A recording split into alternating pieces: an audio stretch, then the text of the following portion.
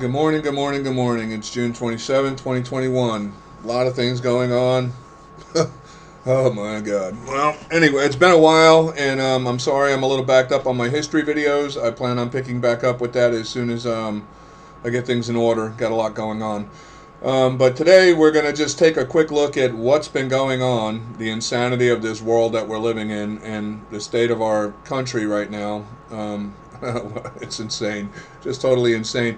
But we're just going to go over and start looking into where we're at right now. Some of the current events taking place, and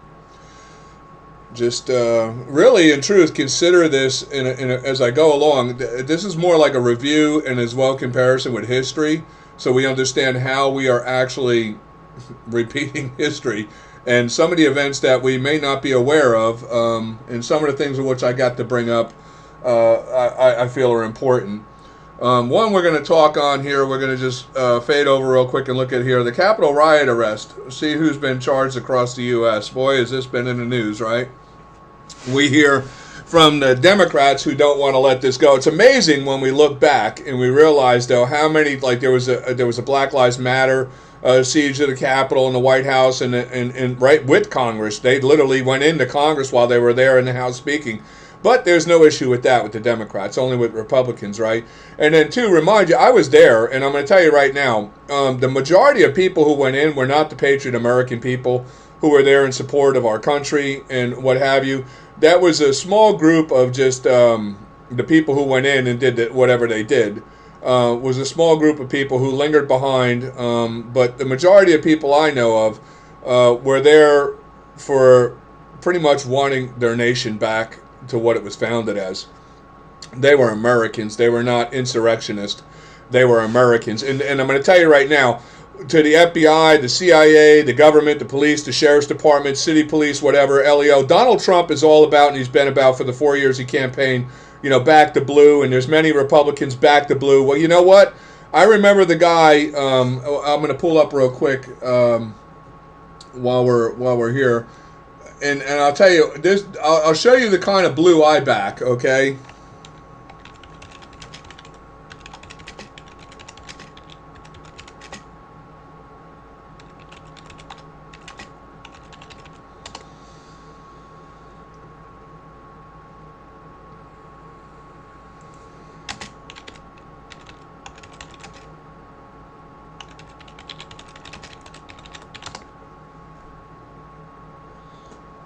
Here we go. This guy here. Hey there, Christopher Walker here. As soon as we get past this here. I answer some common questions that we...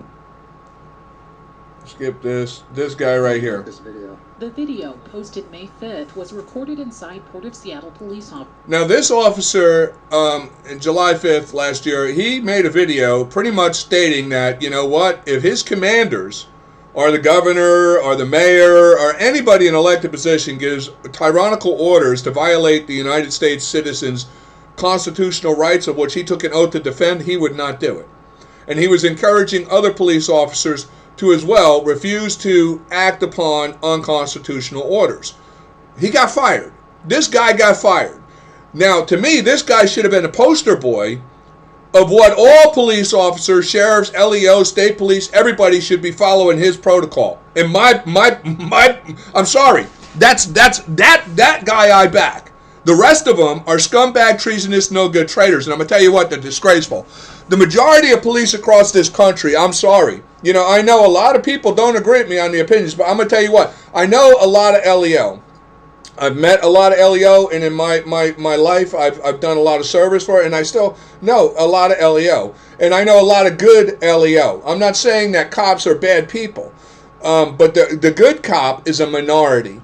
And sadly to say, in the last 5 years, I have noticed that most of the good LEO within the sheriff's department, police departments, what have you, within the 3-county area which I covered for work, those cops of which I knew who were good LEO have been leaving the force, and there's a good reason for it. The reason they're leaving the force is because they know they're going to be forced to go out there and violate the rights of people, and that's not why they took the job. They're serious, like this guy.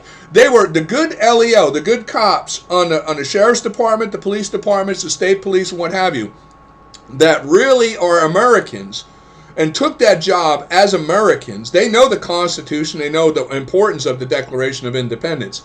And with that knowledge of what they know, why they took that job, and then looking at what's happening across this country in every aspect of all law enforcement across this country, and realizing the disgracefulness, and I've heard this directly from LEO themselves, long-standing. I knew a state trooper guy, Rick from Hernando County, was with the State Troopers Department here in Florida for, well, he retired. He's 35 years. And you know what? He said, looking at today's current police force and the time of when he became a police officer, he explained to me, and it's true, that during his time, you had to take a civics test. You had to understand the Constitution. You had to understand the Constitution you were taking an oath to. You had to demonstrate the characteristics of principles and values of that of an American, and that you understood upholding those values was priority one. Okay, today, sadly, the majority of these police officers within all branches of law enforcement, sheriffs, county sheriff, city police, state police, and what have you, they take an oath to a Constitution the idiots never even read. They don't even know. They don't understand the constitutional founding principles, that the Constitution was the result of that of the consenting through the Declaration of Independence. They don't understand American principles, values, our history, and our establishment of who we are as the American people whatsoever. All they know is that they are cops, they got a badge, they got a gun, and they have authority. And that's it. Okay? They take an oath to the Constitution just for the sake of getting a job. It's part of the job. That's it. They don't give a damn really what the Constitution says. For the majority. And cops themselves are telling me this. Cops who have left the Sheriff's Department and the Police Department within the 3 counties. I know.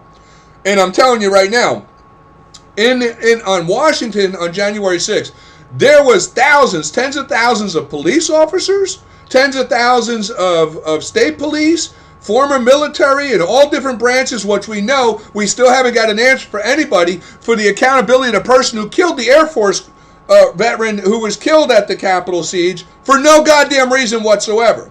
It's amazing how within near a million people there, the whole thing goes on, nobody shot but one person.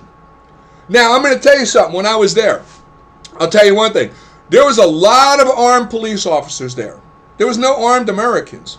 But I'm going to tell you what, and this is the truth of the fact that people need to consider. I'm going to tell you right now, if those people, of which I was one of there, had any intent to cause real harm and wanted to have a real insurrection to seize that whole government, okay, let me ask you this. What was stopping those people from taking the guns from the cops and doing it? Not a goddamn thing. And that's the thing you don't understand. The cops were there armed. If the people wanted to really if they were really the criminals that all these disgraceful state attorneys, disgraceful government representatives, the disgraceful Republicans, you pieces of shit, really. You Republicans out there right now condemning the American people who were there January 6th as insurrectionists, you can kiss my American ass, you understand me? And that goes along with Donald Trump if you're condemning him. Because you know what? There's one thing I got to say with Donald Trump when he was running. He made several points along the way about the Democrats that were unquestionable facts. One point is the Democrats were extremely loyal to their base. Sadly, the majority of the public Democrat doesn't know why. They're just educated idiots that have no clue, indoctrinated fools that never took the time to actually do the due diligence to understand who the Democrats are. That's the sad part, but their loyalty is unwavering. There's 2 reasons the Democrats' loyalty are unwavering, and this goes into a long-standing establishment of, believe it or not, hundreds of years of their alliances as well as their tactics and their violence. Their violence, unbelievable violence with the Democrats, have been nothing but a violent organization of terrorism since it's been founded, and that's a damn fact. But let me tell you something. If you are a Democrat, it's like being a Muslim. You see, once you're in, there's no out, and if you want out and you know anything, you're going to be killed. You see, because the Democrats consist of the Ku Klux Klan, which has that rule like the Muslims, apostasy, once you're in, you can't get out. Once you know too much, you can't get out. The only way out is a bullet to the head. They'll shoot and kill you.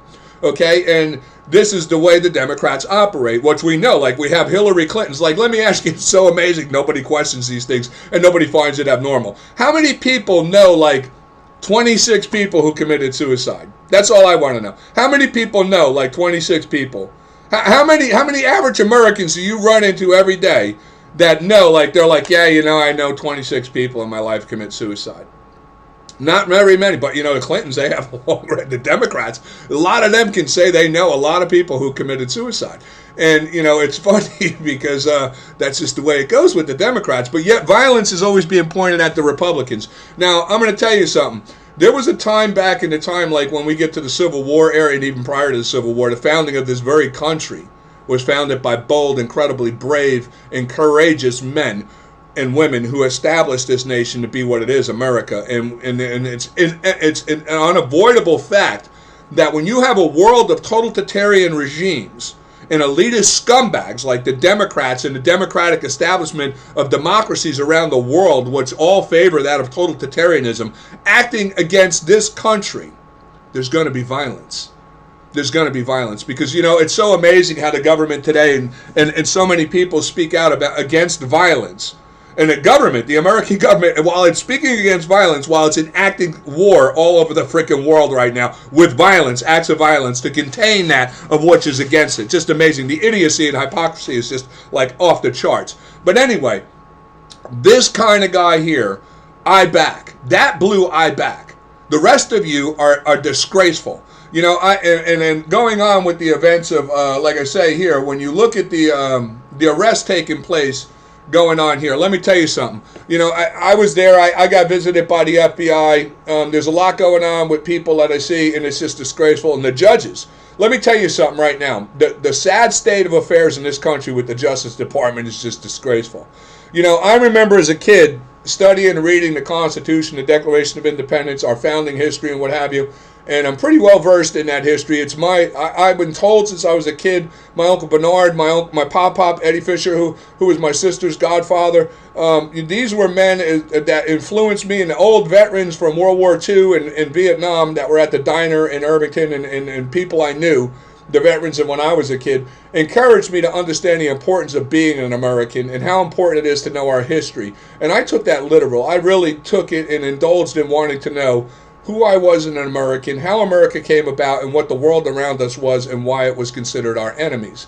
And I wanted to know the truth of those matters. So, when I look at these cops today and these judges today, I remember the first book I read was on the Constitution, was an old book I had, and I read this whole thing. And one thing I remember in that book, it said that if ever the Constitution would become like corrupted, distorted by that of a corrupt government, that we had separate branches of government, and the way that they were separated, that we were always protected, and that whenever the legislative of the body of Congress would attempt to try and start to implement laws which were in violation of the Constitution, moot to the Constitution, or in contempt of the Constitution, that an upright judge would see it, speak out on it, and correct it through court order by his power.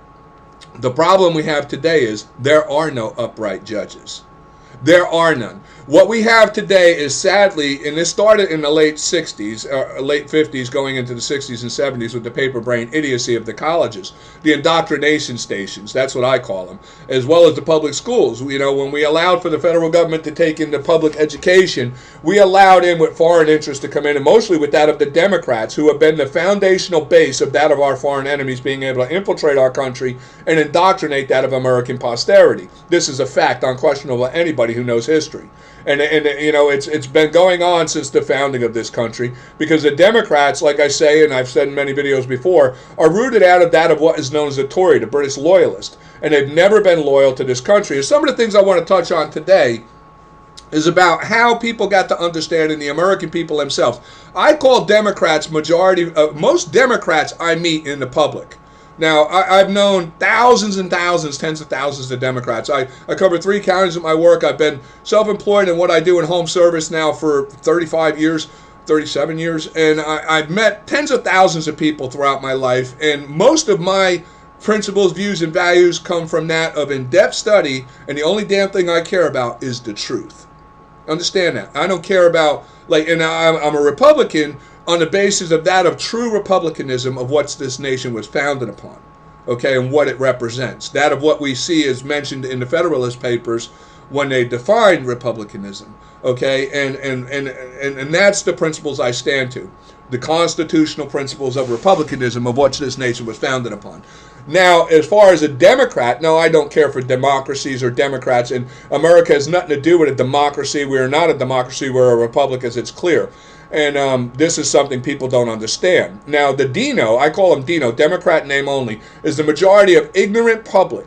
And in a lot of senses right now, like in the poverty-stricken areas of like Tampa, small little towns like Mazarkey Town in Florida, or big cities like Newark, New Jersey, New York City, Philadelphia, Atlanta, Georgia. Okay, I really can't, and speaking with people, because I meet people from all over the country that come here to Florida on vacation, and you really can't, I feel so bad, like, for instance, when I meet somebody from Atlanta, Georgia, and I hate to define people by their color, but you have to in these days with all this idiocy going on with the racial issues by the Democrats being drummed up. A black American from Atlanta, Georgia, and speaking with them, they're a Democrat, right? This is a true story based off somebody I met down here visiting. And we got into the conversation because he had a problem with me because I didn't like Democrats, and I was speaking openly about it out in public. And he overheard it, and he came over and he said to me, I'm very offended. I feel like, what you're saying is out of line here. I'm a Democrat, so you're directing that directly at me. And I looked at him and I said, well, you're a black American. Yeah, I'm directing it directly at you. And when I say educated idiot, you are the perfect example for it, being you coming over here and arguing with me about it. Makes very clear you don't have a damn clue what the hell I'm talking about. I said to him, so before we get into a conflict here that gets out of line, because that's where it looked like it was heading, I said to him, why don't you do this?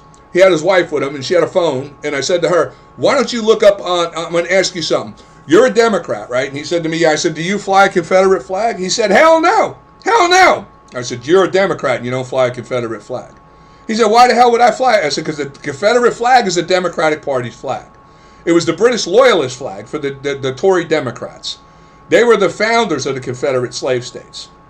Oh, he didn't know this. He didn't know this. And this is what I mean by Dino, Democrat name only. You see, he was a Democrat because through the indoctrination of the poor structured educational systems that the Democrats control within the major cities like Atlanta, Georgia, New York City, Newark, New Jersey. And it's not just blacks, it's white and blacks. Because white and black Democrats, for the majority in this country, are Dinos, Democrat name only.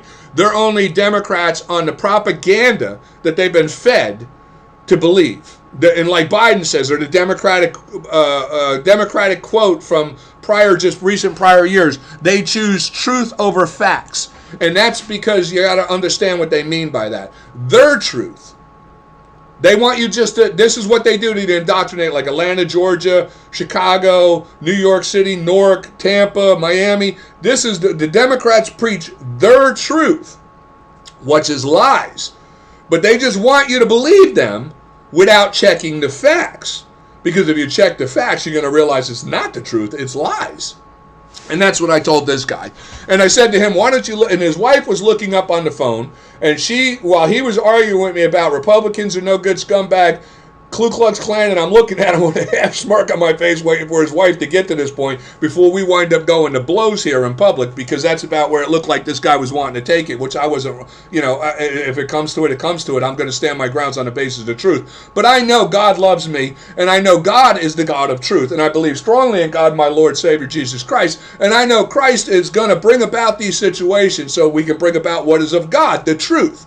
So I don't really worry about the violent situation of it too much, because God always has a way to interceding and bringing about the light of truth before those things get to those points. But this guy obviously was kind of thug-minded and kind of like definitely ignorant in education, and was somebody deprived of a proper education, and who was clearly indoctrinated by the Democrats in his views and thinking.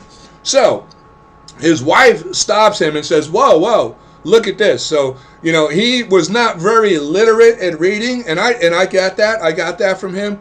I could see the shame kind of, and I said to him, look, I'm from Newark, New Jersey. I taught myself to read. I didn't start going to school at 13. Don't You know, if your wife needs to read that to you, hey, I got no problem. I'm not the greatest in English. If you watch me, you hear me speak, you're going to realize that I'm not an educated, properly educated man. I'm a self-educated man.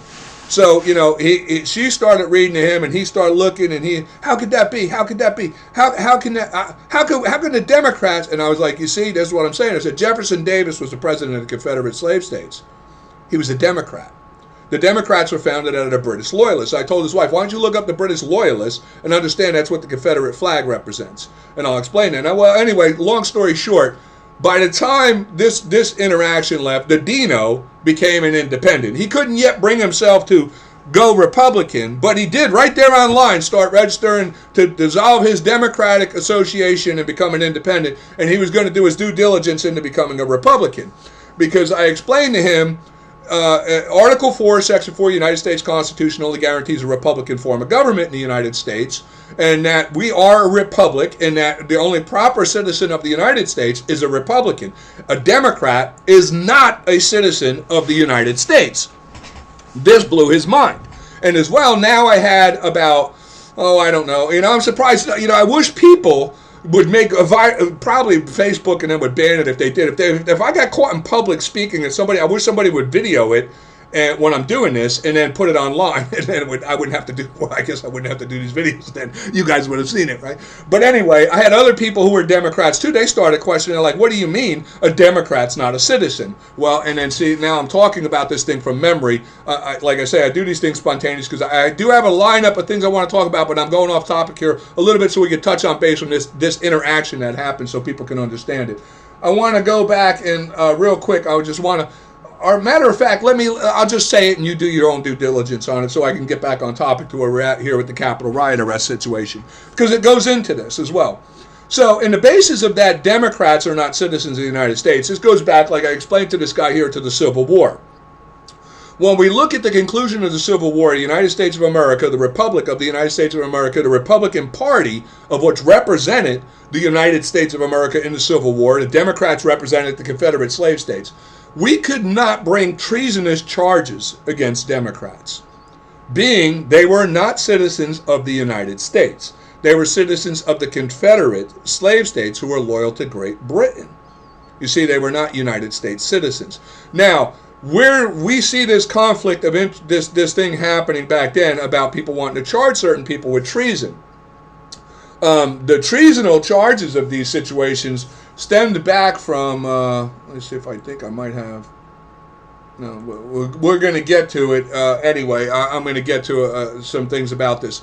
But about, the citizen, and what we can do is you just look this up, just to get brief to it, because it could take a long time explaining it. If you look up in 1972, which I remember this event taking place, they were putting up monuments to Democrats of the Confederates all over the place. Matter of fact, you go back, we're jumping back 1915, it was Woodrow Wilson who established Parks and Recreation. He was a Democrat.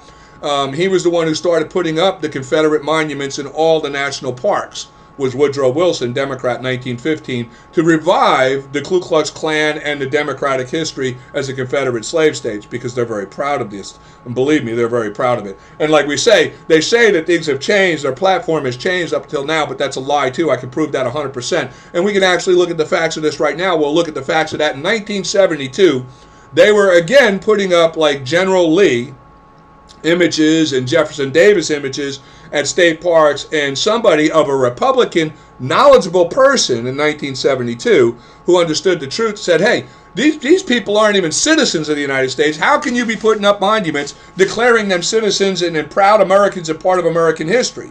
And the argument came, what do you mean? And then it was looked into and found the truth, and you'll find this. Look it up, do your due diligence. Jimmy Carter, Democratic president, 1972, I believe it was the guy who granted citizenship to Jefferson Davis and General Lee so that their monuments could be recognized as American history. Yeah, this is a fact. You see, they're not citizens of the United States. They're treasonous scumbags is what they are. The true foundation of the organization of the heads of, and I'm tell you what we're going to touch on today, a little bit of what I got up, is going to prove that it's still the same alliance of the very enemies within they've always been. So let's go on with that. But that was a little bit of trivia so you can understand something in the conversation I had with a Democrat who's now an independent. Thank God, at least he's out of that disgusting, racist, no good, treasonous, scumbag, ugly party of no good enemies within is what they've always been and still are. It's just disgraceful what we see happening. But anyway, everybody of the LEO, the police, the sheriff's department that are taking part in arresting Americans who were at the Capitol. Now, I understand that you can charge certain people, damages, what have you, but, here's the other thing. I really don't, because you know what? The right of freedom of expression and speech, there was no trespassing signs anywhere. And I witnessed myself, the very state Capitol Police themselves telling the people, come on, let's go, come on this way, moving the barriers and letting the people go. So in a lot of sense, to where you have like Tucker raised the issue that he believes that the FBI conspiracy thing was, a crock. Well, I'm going to tell you what, if anything, there was a lot of state Capitol Police on board with it. And there may have been some kind of conspiracy involving with the Democrats to make it happen because they wanted a worst case scenario of what's in truth. It didn't happen. But I can tell you one thing. The one thing, the way I look at it, what I seen that day was Americans, not insurrectionists. They were Americans. They were true freaking Americans. And I'll tell you what, it ain't over. But anyway, let's go. Now we move forward here. 100 days since the January 6th attack on the Capitol, they call it an attack. Let me tell you, the attack did happen. There was an attack on the Capitol. It was by a long-standing enemy within known as the Democrats, who really did attack America again and succeed. And Donald Trump cowered down, walked away, and handed this nation over to those long-established criminal enemies within.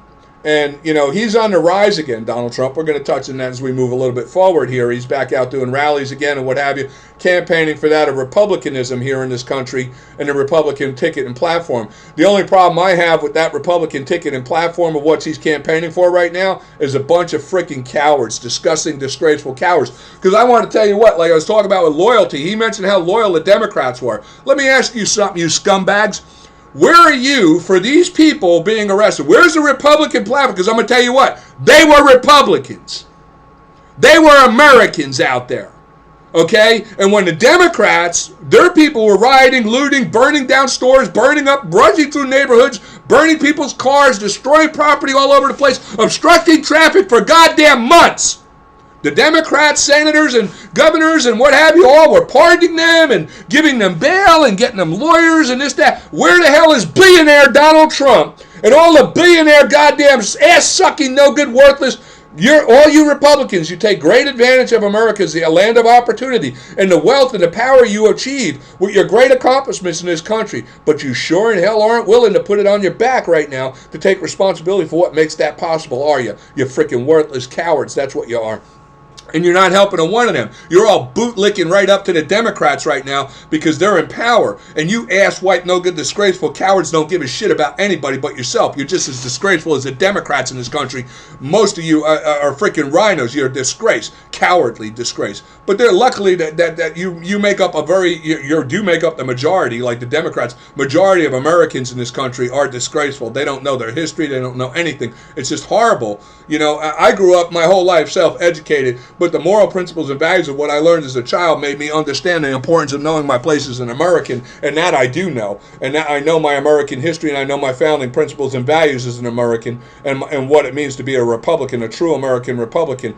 And when I talk to people out in public, I'm at the point right now, I've got a very narrow field of people I even associate with because I'm just ashamed of what the majority, and I can't blame them.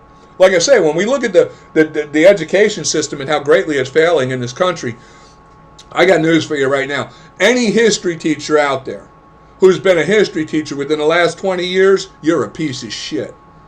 You're a worthless disgrace. Because let me tell you something I learned as somebody who learned history. I learned the importance of that history is just that, his story. And a true American would take the time to indulge into not caring about what his story was or what their own story is. They would care about the truth, because the truth is what made this nation possible. Because the truth is out of the God of truth, our Lord and Savior Jesus Christ, who founded this nation and made it possible. And this nation was founded upon Christian principles and that of Christianity and that of the morals and values of Christianity. And that's what we stand as this free, great nation of this great nation of America, of which it is the greatest nation in the world. There is nothing not great about America. Everything that we have a problem with is not anything to do with America, but everything to do with people who are just non-Americans, that are just ignorant fools and that don't even understand and are disgraceful. And these people have been endowed with the power and the authority by our governing system because we have failed as the American people to take our place as the head of this government, as a self-governing people. We have failed at exercising our retained rights onto ourselves as we declare in our Constitution, that all rights not consented to the government are retained to the people, of which those rights fall within that of what establishes the Constitution and consents to the Constitution, out of that of which we declared in our Declaration of Independence, that we the people have the right to alter, amend, or abolish this government and institute new government in the best interest of our own safety.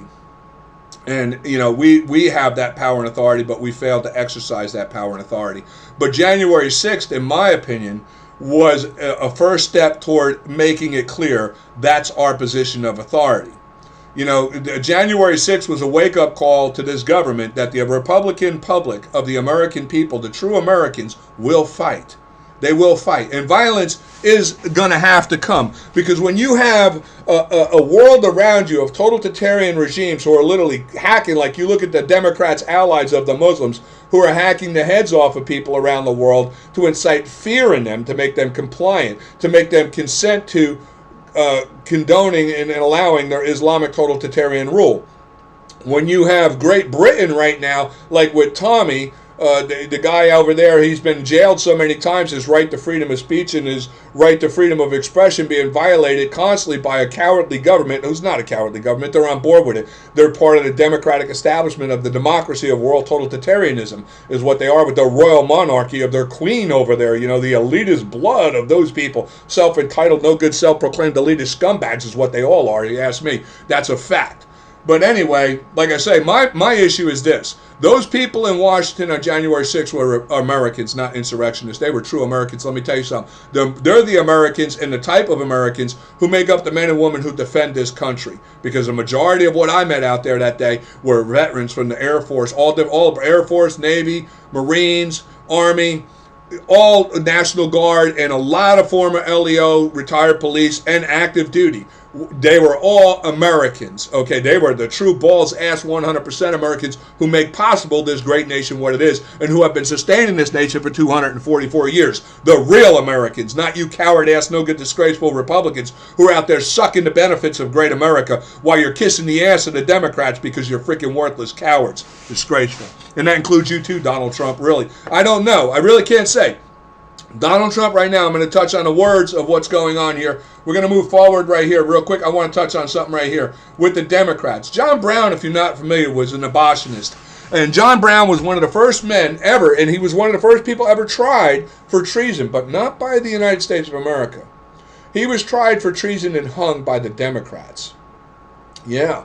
You know why? Because he led an insurrection against the Democrats, trying to incite the slaves to rise up and take their power of a position to abolish slavery. He was one of the first men to be tried for treason and hung to death. Yeah, he was a Republican. And at this time was in 1859, before the Civil War. And the importance of this guy was that it was leading up to the insurrection of the United States by the Democrats. So that's a true insurrection right there. When you go and you break away, you succeed states, you lie, you use they used all kind of corruption, like with Texas and New Orleans area of, some of the states. Florida, Florida at the time was owned by Spain, but even with Florida's influence from the Spain government, they lied. The Democrats are liars. They're disgraceful liars.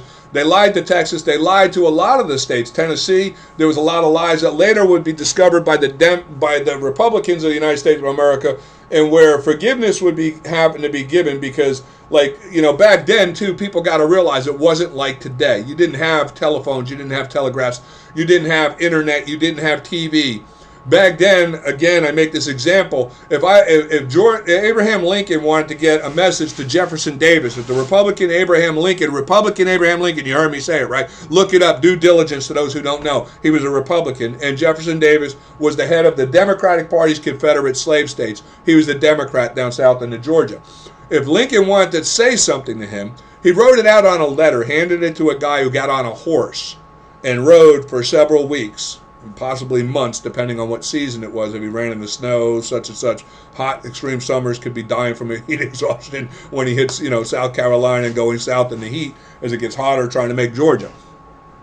Extreme conditions back then, everything was done on horseback. Could take months, even a year, to get a letter down. So communications back then, a text back then, took anywhere from 10 to 12, possibly 14 months, to get it to somebody. So understand that. So, that's the reality of understanding the advancements that we have today of what people might be considering, like, well, why didn't he just call him? No, that can't happen back then. They didn't have phones yet, stupid. And I hate to say stupid. I apologize. I don't mean to call anybody stupid, because I understand a lot of people are deprived of proper education. Some people are just very lacking in common sense. And I don't mean to be that way. I don't want to offend anybody, like, in that sense there, because it's demoralizing in a way of which I myself should know. I can remember myself being called stupid because I didn't attend school till I was like 13. A lot of people assumed I was stupid as a kid, and I was always being called stupid and ignorant and what have you. And there's a lot of things I am stupid and ignorant about. There's a lot of things I don't know because I don't have an interest in it, and if somebody was to talk to it, I'd be stupid in that conversation. So I'm just saying, I say it to myself. I don't mean it in an offensive way. Stupid is just totally unaware. You're just oblivious to what the hell what's being debated or talked about. That I don't mean it to be offensive. But anyway, now, the one thing I want to talk about here with John Brown, I like this guy. He was a true American Republican. He was an abolitionist. He wanted what America was founded about. He knew his Constitution. He understood the great importance of the foundational principle of the founding of this nation on its Declaration of Independence. And he understood how that Declaration of Independence was the consenting essay, which allowed for the improvement upon the essay of the Constitution. You see, the Constitution and the Declaration of Independence are not separated. This is something people don't understand. They don't seem to understand. They're not separated. You see, after filing the Declaration of Independence, we took near 10 years to evolve the Constitution. We have what's known as the Federalist Papers, which are a long essay of debates of different considerations of all different world governments in our history, of world history that we know of, to come to the conclusion of what would be drafted our Constitution, of which the Declaration of Independence consents to. If you know the Declaration of Independence, I could bring it up, but it says, when in the course of human events it becomes necessary for one people to dissolve the political bands which have connected them with another, and to assume among the powers of the earth the separate but equal stations to which the laws of nature's God entitle them, a decent respect to the opinions of mankind required that they should declare the causes which impel them to the separation. We hold these truths to be self-evident, that all men are created equal, that they're endowed by their Creator with certain inalienable rights, that among these are life, liberty, and the pursuit of happiness, that to secure these rights, governments are instituted among men, deriving their just powers from the consent of the governed, so that when any form of government becomes destructive of these ends, it is the right of the people to alter, amend, or abolish that government and institute new government to better secure their safety and happiness. Right? That's pretty much what it says. So you understand. The Declaration of Independence, what I'm trying to get to, is what consents to a constitution. It consents to the forming of a government, and it lays out the principles of what that government's authorities will be. The consent of the governed, that the government would be established by the consent of the governed. The Constitution would be the rules of that consent. Okay, so they become one. The Declaration of Independence establishes us, the people's authority. The Constitution establishes the authority we are consenting to the government. This is very important that we understand this, and that we understand how they flow together and how they're unified together in a union of the establishment of this country and its now existing government. And you see, the government in America was never intended to be that of an elitist status, like a king or a queen, or these elitist scumbags around the world who self-proclaim themselves supreme rulers and demigods and what have you. America's government was to be one to serve the people. Their task would be handed to them to, like it says, build bridges, build schools, build courthouses, to administer justice, pave the roads, make way for industrial revolution and growth and prosperity and business, and set up laws that ensure the protection of the constitutional rights and the Bill of Rights that would later be the amendments to our Constitution. This is what government was tasked to. It wasn't tasked to be like kings and rulers and elitist people of elitist status above that of the American common people. We are the heads of this government. Those who work for us or are elected by us are our servants. They're there to serve us. And they serve the country by giving up the prestige of all the greatness of being an American and settle for the means of what we provide as a duty each American has to serve the country, to ensure for the posterity that the country's maintained and retained as it was initially established and how it was meant to be. Which that's where we're failing. We're not doing that. But one of the most important things, like in relation to what we have going on right now with the arrest of the true Americans going on, and what we see, well, I'll tell you, the insurrection is taking place as the Democrats are insurrecting the United States of America, and it's the no good treasonous scumbags of the Democrats who are literally trying to overthrow our country. And you know what? The coward, no good, disgraceful Republicans who are right now bootlicking them like no good freaking Nazi jackboots is what you are, including the LEO, the law enforcement that's behind us with the FBI, the CIA, state police, all of you scumbag, no good, treasonous bastards. I'll tell you what, if any of you had any moral dignity about you whatsoever, you'd be like this guy, okay? And you would tell them straight up, look, there was near 1 million Americans at Washington that day. Those Americans went there as Americans, the authority of this country. Those Americans who are the consenting authority of which consent to the Constitution, of which I took an oath to uphold and defend above all things. Okay, and that all rights of everything that get consented in that Constitution is reserved to those people who are in Washington, the people. Okay, and you I wouldn't even take part. I would take this guy to fire us. Go ahead and fire us, because I'll tell you what, that's what the Democrats are masking, the defund the police thing. Because you know what, and it's hiding right now. You're not knowing this. The public's not being informed that there is a massive movement of many cops like this guy who are saying no way. They're not going to do it. And they're leaving the police departments, they're leaving the state police, they're leaving the sheriff's department, and you know what they're doing? They're joining the state militias, and they're getting ready for what potentially could be coming another civil war in the United States of America. Because they're not going to be with the enemy combatant side of the no-good treasonous scumbags who claim to be good LEO, who claim to be good state police, who claim to be good sheriffs, who claim to be good city cops, all taking an oath to a constitution you worthless asses never even read. You don't even know the freaking beginning.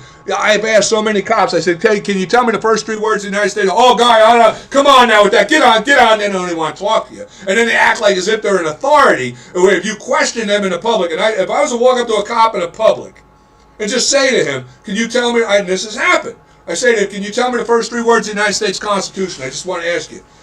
Get on, guy. Get out of here. Get out of here before I arrest you. Really, I don't want to hear. Really? So I can't express, and I got threatened to be arrested by you scumbag jackboots. What a disgrace you people are. I'll tell you what, any cop who acts like that, let me tell you something, you're not an American, you're a disgrace.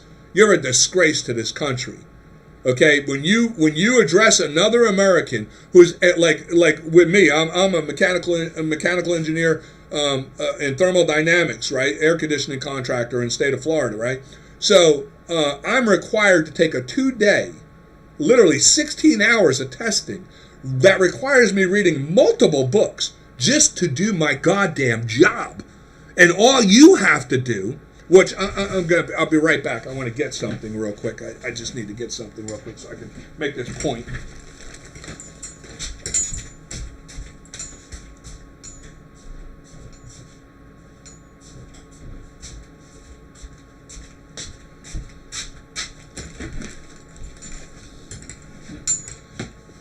I apologize. I go on these rants, and like I said, it's not scripted. But you see this? This is the Constitution of the United States. See how thin? This has the Constitution and the Declaration of Independence all in it. It's a little pocket Constitution. You see it? That's got the whole and plus it even has notes. It has notes and like little stories and a little bit of introductions and things. So I mean that little thin book. This is all you no good, disgraceful people who take an oath would have to read. This is what you take an oath to. And this is a little thing. This is all you got to read and know. And you're so goddamn absent-minded and disgraceful that you take a position of authority and where you have the right to deprive an American of their freedom and charge them by the law of the land of this Constitution. You take an oath to it. And it's what gives you your power, and you don't even know it. You know how disgraceful you are?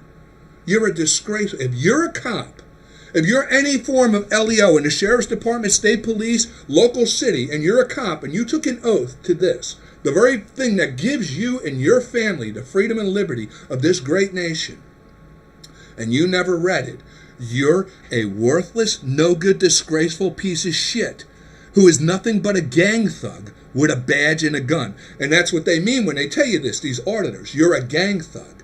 That's all you are, because you know what? You will say and do anything to have the authority and power. But you don't mean it. You see, you don't mean it, because you never even took the time to read it. It's not so important to you that you would even read the Constitution, which makes you a disgrace. Now, I'm saying that in the sense of that if you're a true American, and you really believe yourself to be a true American, and you're a cop, and you never read this, you need to. You need to. And then you need to pick a side. You need to pick a side. You're either with the tyrannical Democrats, who are treasonous scumbag traitors to this country and always have been, or you're with the Republicans. Read Article 4, Section 4, United States Constitution. Guarantees to every state in the Union a Republican form of government. You can search. Go on the internet, pull up the Constitution of the United States of America and the Declaration of Independence, right? And then just search them for these three words: Democratic, Democrat, and democracy. Search them. You won't find that word anywhere in any of those documents, because we're a republic. We're none of those things. Know your place as an American, because I got news for you. Should a civil war come, Democrats will be the enemies, as they were in the last Civil War. The last Civil War, it was the Democrats who caused the succession of states from the Union, who elected their own president, raised an army, and tried to overthrow the United States of America. That was the Democrats. The insurrectionists, no good, treasonous, scumbag traitors within, Democrats, the Tory Democrats. That's who they were, and they still are to this day, which I'm about to prove as we go forward. So anyway, like I say, now back to this guy, John Brown. Like I said, the Democrats, they charged this guy with treason for his movement to try and free the slaves. As a true Republican abolitionist, he wound up getting hanged, okay, for treason by the no good, the corrupt, because it is 1859, before the Civil War, and people knew, the Republicans knew. Like you take, for instance, Cassius Marcellus Clay. He was very angry about this situation. And Marcellus Cassius Clay was a great abolitionist himself. He couldn't believe they're going to hang John Brown. But you know what? He wanted to stop it before he could stop it. And believe me, he would have stopped it. Had he gone down to stop it, he'd have gone in there and cut some throats on these freaking Democrats. He'd have cut their throats, because I'll tell you, Marcellus Cassius Clay is a great American Republican who took no shit. Okay, and that's the kind of Republicans we need today. And I'm sorry with all you coward ass, including Donald Trump, about violence is not the answer. Let me tell you something. These people are killing people around the world using the Islamic Muslim slaves that they have indoctrinated around the world with the totalitarian regime to kill tens of thousands of people around the world daily is going on right now. When you look at what's going on with the issues in Syria right now, what's going on with Palestine right now, in Israel, what's going on. Don't give me no shit about you can't have, let me tell you, I'm a Christian. I love my Lord and Savior, Jesus Christ. And I understand God tells me, turn the other cheek, love my enemies, and I do, and I pray for them. But I only have two cheeks. Okay? And after the second cheek, it's evident to me that the indoctrination of ignorance beyond the person's understanding the human nature of rights God-given, that person, if they're going to threaten my life, I have a right to defend my damn life. And that's the rise of all American people have the right to defend this nation. It is our duty, as declared in the Constitution and the Declaration of Independence. It's our duty to sustain this nation for our posterity, for the American children that are our future. Okay? And if you think your little happy ass is going to sit there while they're chopping heads off people, shooting people, suiciding people, and using the authorities and powers we can send to them to lock people up, and they're using all means of violence and threatening violence, and you look what they were doing. Burning down cities, looting stores, going into neighborhoods, threatening people. That's all they use is violence. Let me tell you, I was told this by a very wise military man, and I respect it to all, like, unbelievable. He said to me that, and it's true, and this is true, this is God-shared wisdom. The only way that you are going to destroy evil in this world is to combat that evil with an equal or greater evil out of good intent. And that's what founded America. You see, Americans, we don't go, and we never did go, conquering the world. We formed our nation, and those who came to us and wanted to become allies, we would form an alliance with you without war or conquering. We don't go out seeking to conquer the world. We seek to protect our own interest. And our Constitution states that we have a right, and our duties and our blessings given by God are ours here to preserve for our posterity, for us, unto ourselves, not the world. Because the world does not adhere to, nor does it want to adhere to, that of American founding principles and values of a republicanism. They don't give a damn because they're indoctrinated. Like you look at the Islamic Muslims. I don't hate Muslims. Understand this. I don't hate Muslims. Muslims are nothing but poor people who have been indoctrinated by foreign totalitarian cults that have been around for centuries, thousands of years doing this to humanity. They indoctrinate them, brainwash them, deprive them of truth, and like the Democrats, they give them a truth they want them to believe, and they deprive them of the facts that show that they're being lied to. So they're deprived of proper education. They're deprived the ability to understand the truth, even of God. And that's what totalitarianism is. Islam is like that of the same thing with the emperors of China back in the day, with the demigods, half man, half God. That of the pharaohs of Egypt, half man, half God. These is where they use God as a foundational principle of establishing their totalitarian powers. This is disgraceful. It's been going on for tens of thousands of years. America, in our founding, we wanted nothing to do with such idiocy. And at the point of our evolution as humanity, at the point of the founding in 1776 of America, this kind of idiocy became self-evident. Self-evident, and that's right, by the laws of nature and nature's God, self-evident. You see, we know, and that's in common sense. And those of common sense should be the ones who rule the world, not those of idiocy. Like, if you want to understand what I say, when an educated idiot, you look at like Hank Johnson, Democrat out of Georgia, right? And go look up on YouTube the video of Hank Johnson's concerns about Guam capsizing. And realize that's an educated idiot, because this guy was appointed a federal magistrate judge who was handling appeals cases, and he's also a lawyer and he's a congressman. And this is the kind of idiot we got running our country. You want to know why we have the problems we have and why it's so easy for foreign interests to infiltrate our country and do what they're doing in our country? Look at the idiots we're electing. And when you ask yourself, well, how are these people getting elected? The last election makes very clear, of what Donald Trump made very clear, is very questionable. Maybe they're not even being elected. And it has been this way probably for now 30 years, I would say. Our elections are a fluke. It's just disgraceful. Our elections no longer have any validity whatsoever. There's nothing valid about them whatsoever. There's no security in them whatsoever.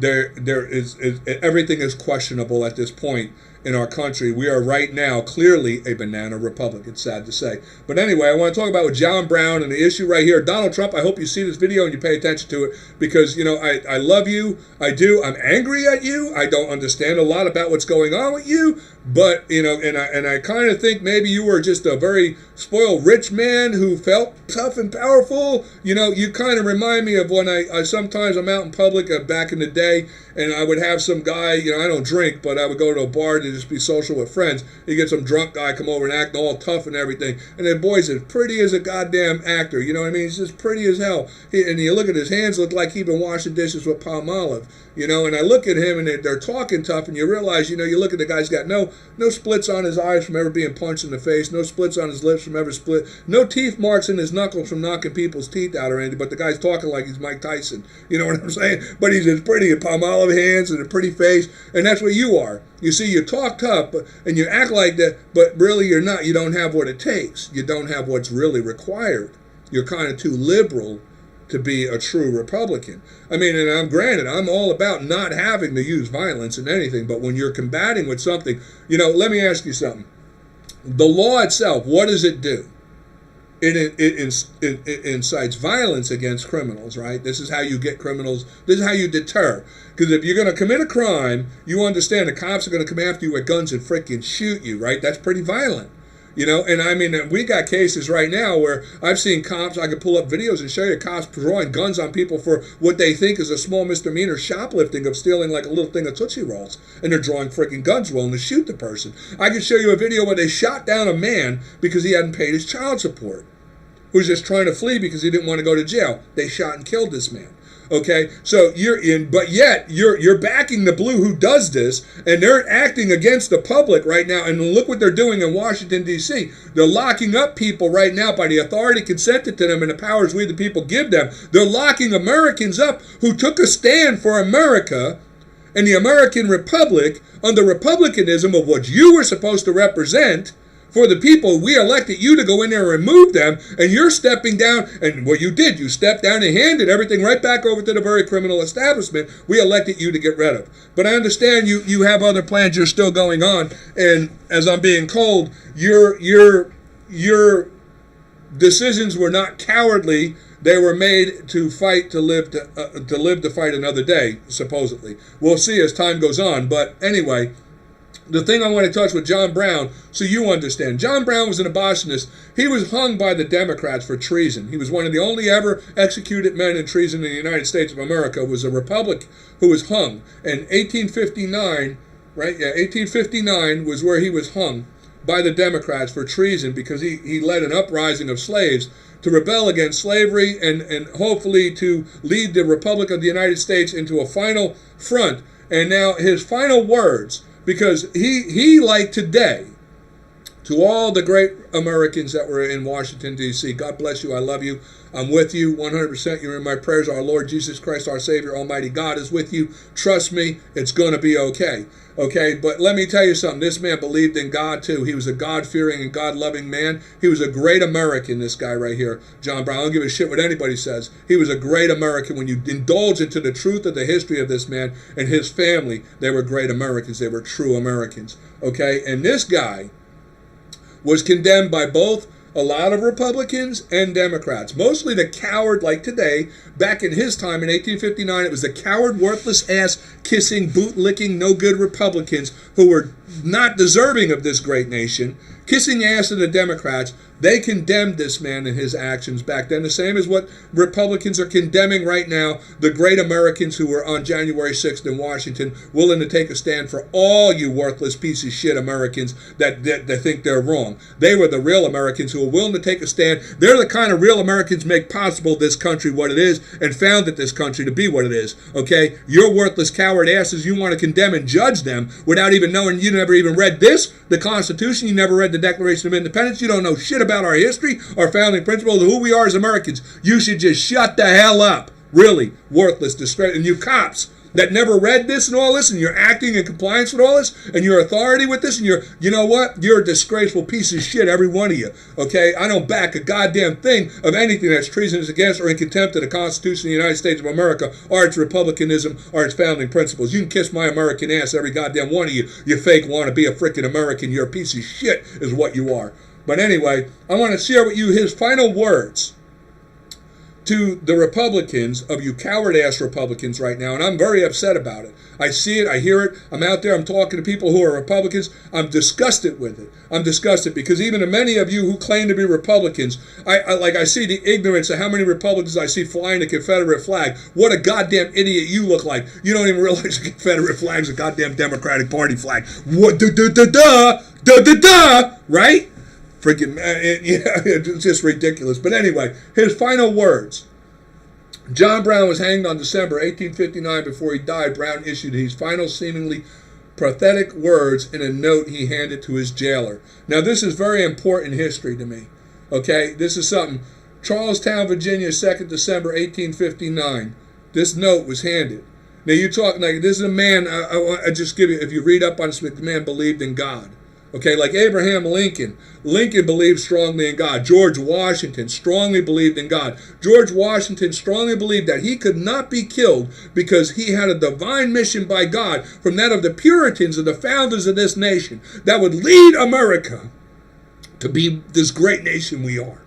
Okay, and this man as well held those same convictions. When you read and you indulge yourself in the true men of the true founding Americans, you find the heart and the spirit of what makes up the American warrior, the true American foundation, the thing backed by God, unstoppable, that will make possible the impossible of what you did by making this great nation possible. Okay, this man, he wrote, I, John Brown, am now quite certain that the crimes of this guilty land will never be purged away, but with blood. I had, as I now think, vainly flattered myself that without very much bloodshed, it might be done. Okay? He understood in this moment, in the last one, because you know his intent was to do it without violence.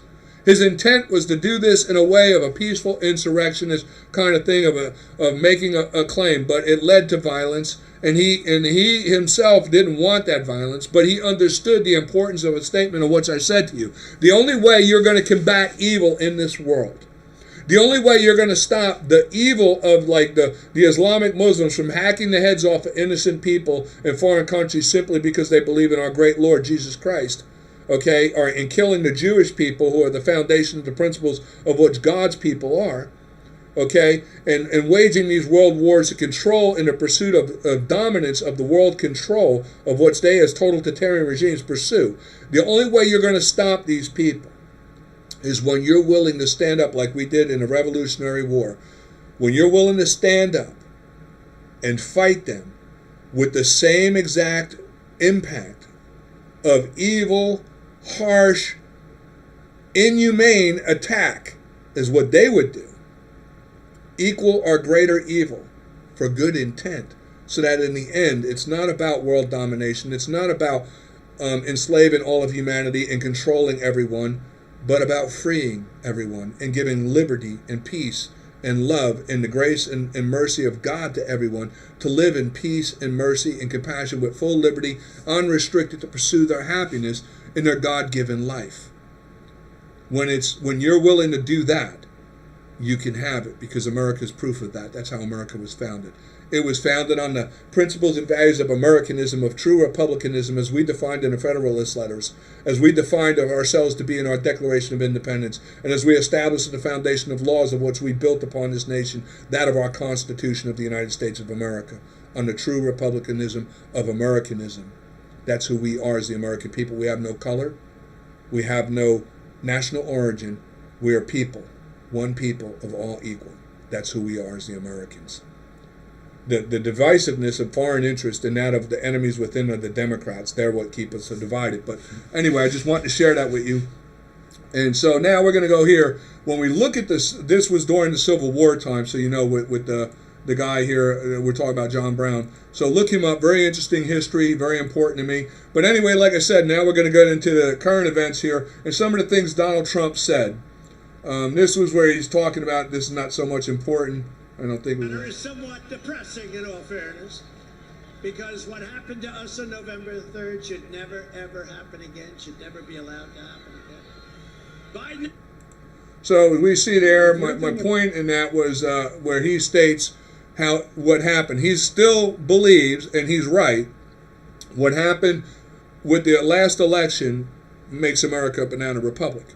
It's pretty clear that our elections are blatantly being controlled by the elected, not the people.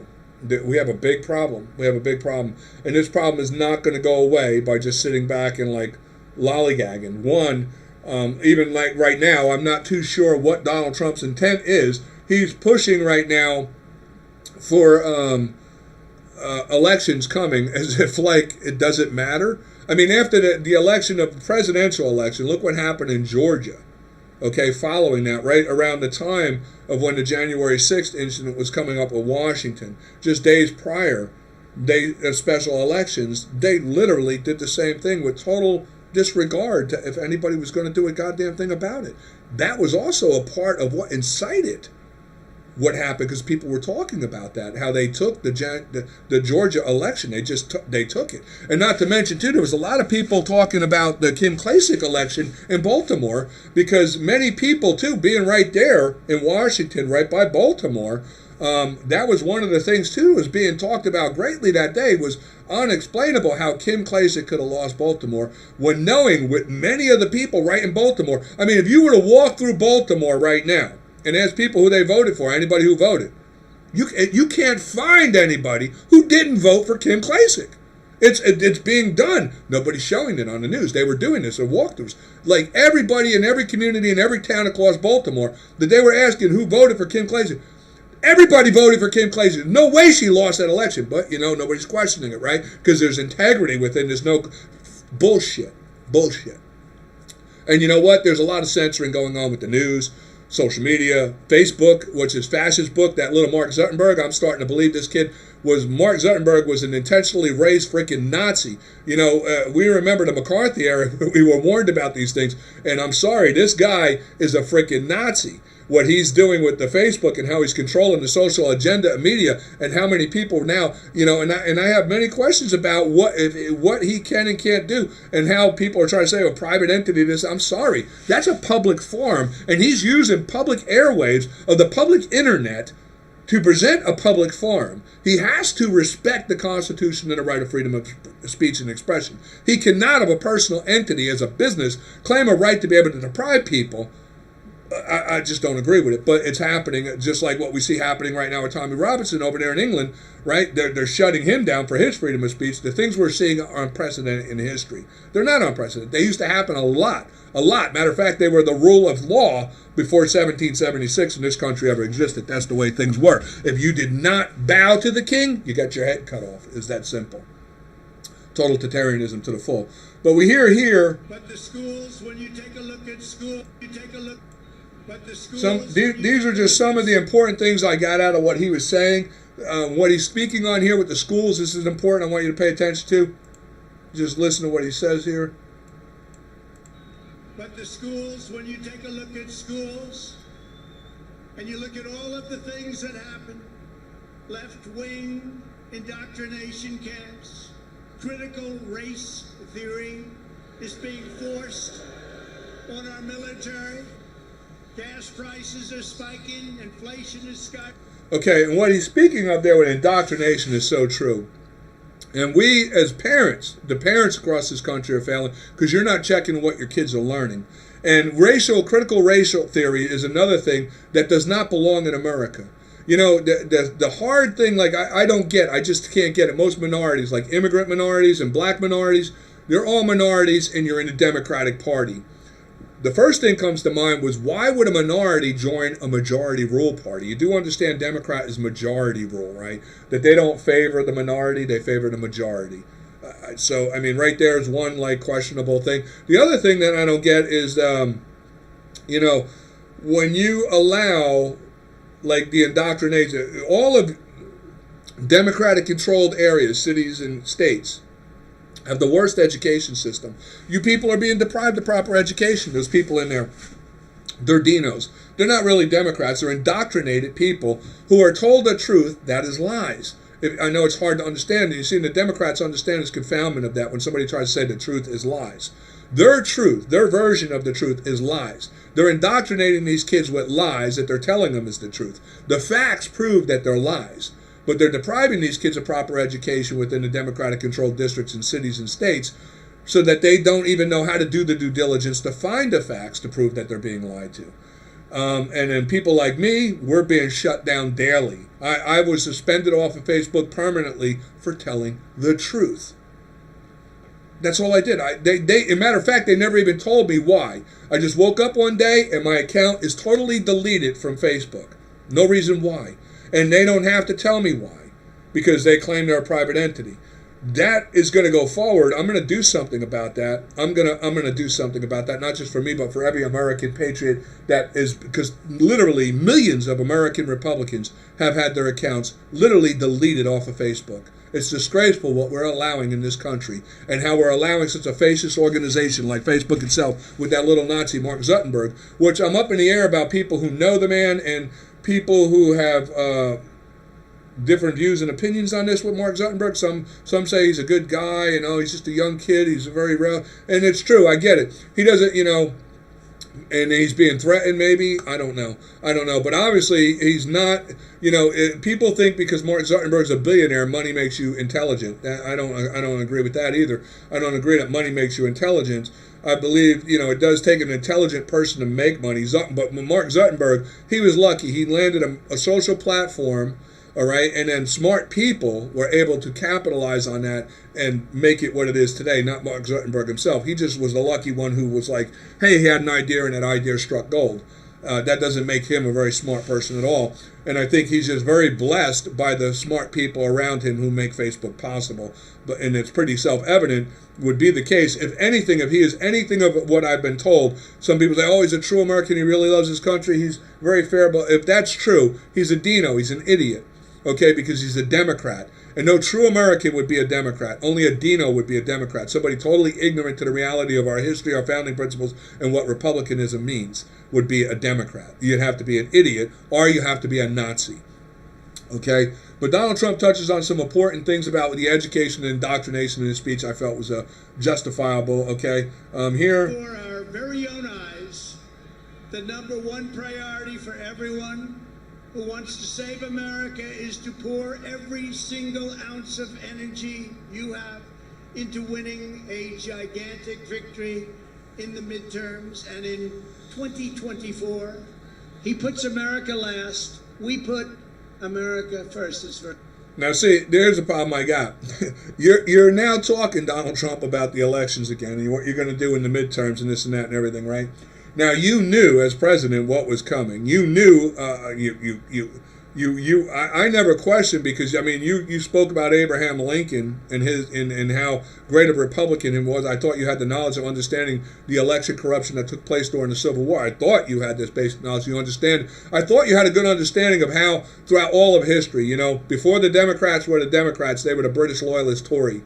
Then they became the Democrats, the mask that they were the Tories. While they were the Democrats, they did nothing but terrorize this nation and the black Americans. After the Civil War, especially, they formed the Ku Klux Klan, the Red Jackets. They formed the unions to dominate. They have been the cause. Look what Woodrow Wilson did in 1915 to 1920 with the onslaught of the Ku Klux Klan across this country, literally burning and down all black communities and killing tens of thousands of blacks. Do you know that following the Civil War, the hangings of Republicans by the Democrats, the conflict that still took place between the Democrats and Republicans, all the way up, and like you mentioned recently into this one here, you talk about FDR comparing to Biden, and as if FDR was some elegant, and that's what I say, Republicans make this mistake, you speak of FDR as if this man was some good man. FDR was another treasonous scumbag traitor to this country of a Democrat. He was no great American. Okay, and there's no place for Republicans given any kind of credential or support in any way of moral to that of any Democrat.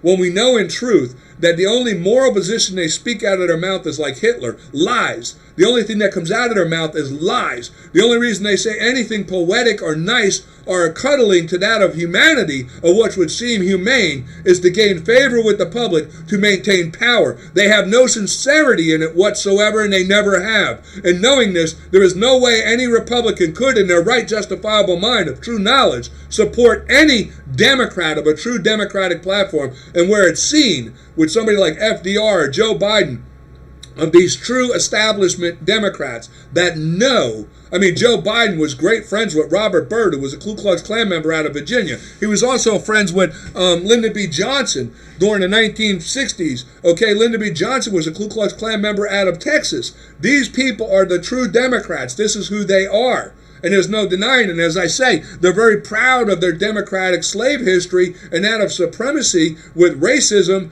and the racial divide of literally exterminating that of the inferior races, of what is clear in the Confederate slave state thing that they did, with the forming of that they still adhere to those principles and values. We see this, like I said, just recently with Jimmy Carter giving citizenship to General Lee and Jefferson Davis so that monuments of these people could be recognized, so they could pay tribute and glory to these men for the principles and foundings of the true Democratic Party, of which they all still stand for. This is undeniable. We can see this all the way up until like 2012, 2013 when Robert Byrd died, how the Democratic Party came forward to pay such homage to this guy for his greatness in the Congress. Of the longest standing Democratic senator ever in the history of the United States was Robert C. Byrd, Ku Klux Klan member out of Virginia. And they paid tribute to him. And even Bill Clinton himself tried to give excuses to why Robert Byrd was in the Klan. It's amazing. I don't have this. Let me bring this up real quick. I want to show you what Clinton said about Robert Byrd, so you get an example of what I'm talking about that explains the true foundation of these people and who they really are, and the true establishment of the Democratic establishment. So the Dinos, that of the Democratic public, can understand. Wake the frig up. Really, read a book, pick up something, do some due diligence, get some sense about you. Because when shit hits the fan in this country, if you're a Democrat, we're not going to make the same mistake we made in the last Civil War. I can guarantee you that. We're not going to make the same mistake. We're not going to be so forgiving, because by being that forgiving in the last Civil War, by being that civil in the last Civil War, by having that compassion in the last Civil War, is what has led to us now in this situation we're in right now. We are not going to make that mistake again in this if it happens. I'm telling you right now, I would advise either be an independent or a Republican. You don't want to be a Democrat unless you're a true Democrat in the next Civil War. Unless you're a true treasonous scumbag traitor of the World Alliance, a total totalitarian regime scum out there against America. You don't want to be on that side of the game when the shit hits the fan. Trust me. But we're going to look this up. Where was I at? Oh, yeah, Bill Clinton with Robert Byrd. Let me go here real quick. I'm just going to go to Facebook or YouTube. And I just want to pull something up real quick and show you.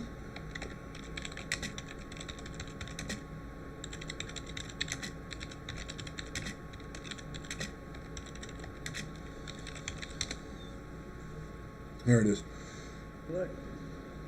And maybe he did something he shouldn't have done. Like from the hills and associate newspapers on always. Here, this is Bill Clinton on Robert Byrd, longest standing Democratic Party senator in the history of the United States. Robert Byrd was a Ku Klux Klan Kugel, major recruiter with the Klan for, you don't reach those ranks without being a true Klan member. And trust me, at his level, once you're in, there is no out. Read the Quran. There's the Quran of the Muslims, there's the Quran of the KKK with a K, Quran. Read the Quran, the rules are very clear. Knowledgeable people of ranking title cannot be released from the Klan. You are forever, ever, that's the rule, in the Klan once you reach a certain level of entitlement or title. And the only way out is, boom, they'll kill you. So if Robert Byrd wanted out, he'd have been killed a long time ago. Till the day he died, he was still loyal to the Klan, and that's a fact, because you read this by the rules of the Klan.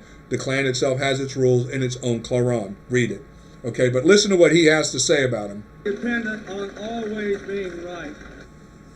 There are a lot of people who wrote these eulogies for Senator Byrd in the newspapers, and I read a bunch of them, and they mentioned that he once had a fleeting association with the Ku Klux Klan. And what does that mean? I'll tell you what it means. He was a country boy from the hills and the hollows of West Virginia. He was trying to get elected. So anyway, so here's Bill Clinton in this time. Robert C. Byrd, this is about 2013, and we're talking that, they say they're no longer affiliated with the old ways, right? So Bill Clinton right here is admitting that if you, in the 1950s, and all the way till 2013, Robert Byrd was still a senator being elected, if you wanted to be elected in the Democratic Party, you had a better chance if you were in the Ku Klux Klan. I want you to think about that. And that's what he says, right? Here's what he says. If you listen to what he says. It means he was a country boy from the hills and hollows of West Virginia. He was trying to get elected. So pretty much what he's saying is if you were in the Ku Klux Klan, you had a better chance of being elected in the Democratic Party. And he's defending that. I just wanted to make that point. So now we're back with where we're at with Donald Trump. So, right, first rallies, Is this where I was at? Very simple. We would have had a deal done with Iran in 1 week. But now Joe Biden is squandering all of this hard-earned respect that we have or had, bowing down to America's enemies and embarrassing our country on the world stage. And this is very true what he's saying. Very true. Do you know, during Donald Trump, we've seen unprecedented events that we had not seen in 50 years. When we look at world history and the establishment of America, the United States of America, and our republic, of which we stand, our nation was the first nation to ever be a nation as like we are. And we still are, even though we're a banana republic right now because of the corruption that's so widespread across our country, and the treason that's taken place so widespread across our country, and the disgrace across our country with that of the entrusted authorities. It's just horrible. But anyway, the truth of the matter is that Iran used to be an ally of ours. And during the time of Trump, we've seen an uprising. Now, I don't know if people understand what communist China is like. They don't play around. It's not like America. In America, you go out and you protest, the cops will beat you up, and there is a good chance you might get shot and killed by these tyrannical scumbags that we call back the blue cops right now, because there's many of them out there right now, just disgraceful traitors. Nothing but clowns with a badge, because I'm going to tell you what, your authority is moot when you're acting in contempt of the Constitution. Your authority is moot because the Constitution is what consents to your authority. And if you never read the Constitution and your intent is not really to uphold and defend the Constitution, and you're just taking a position of authority in a position of a cop or police officer, LEO in any capacity, by that of the authority consented by the Constitution for the intent to violate it because you don't even know it, you're not really in authority. You're just a clown in a costume with a badge. That authority you're in contempt of the Constitution, your authority is moot.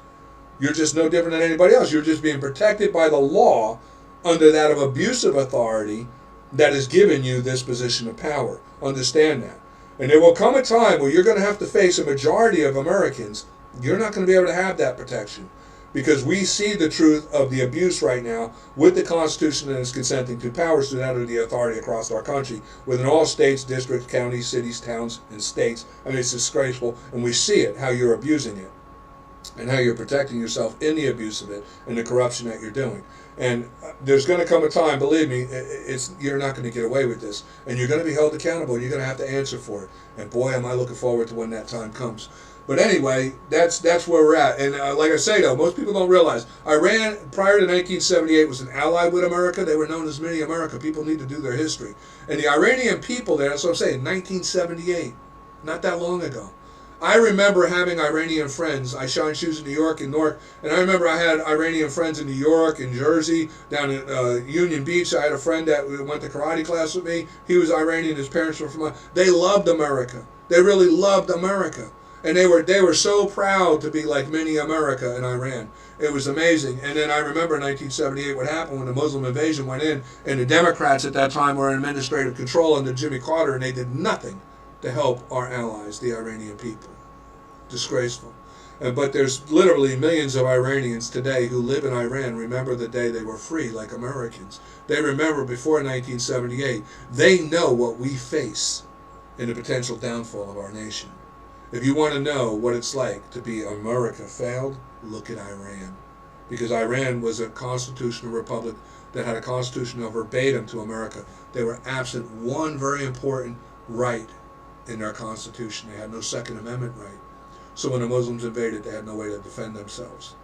And with a Democratic-controlled government here in America that failed to aid them and assist them and protect them, their nation was overthrown by totalitarian Islamic Muslim leaders.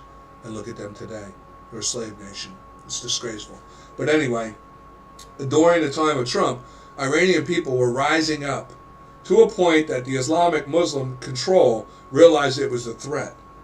The true Iranian people who remembered, there's a lot of Christian Iranians that secretly are Christians because, you know, the Islamic states have crazy rules. I mean, it's not like America. They claim to have freedom of religion.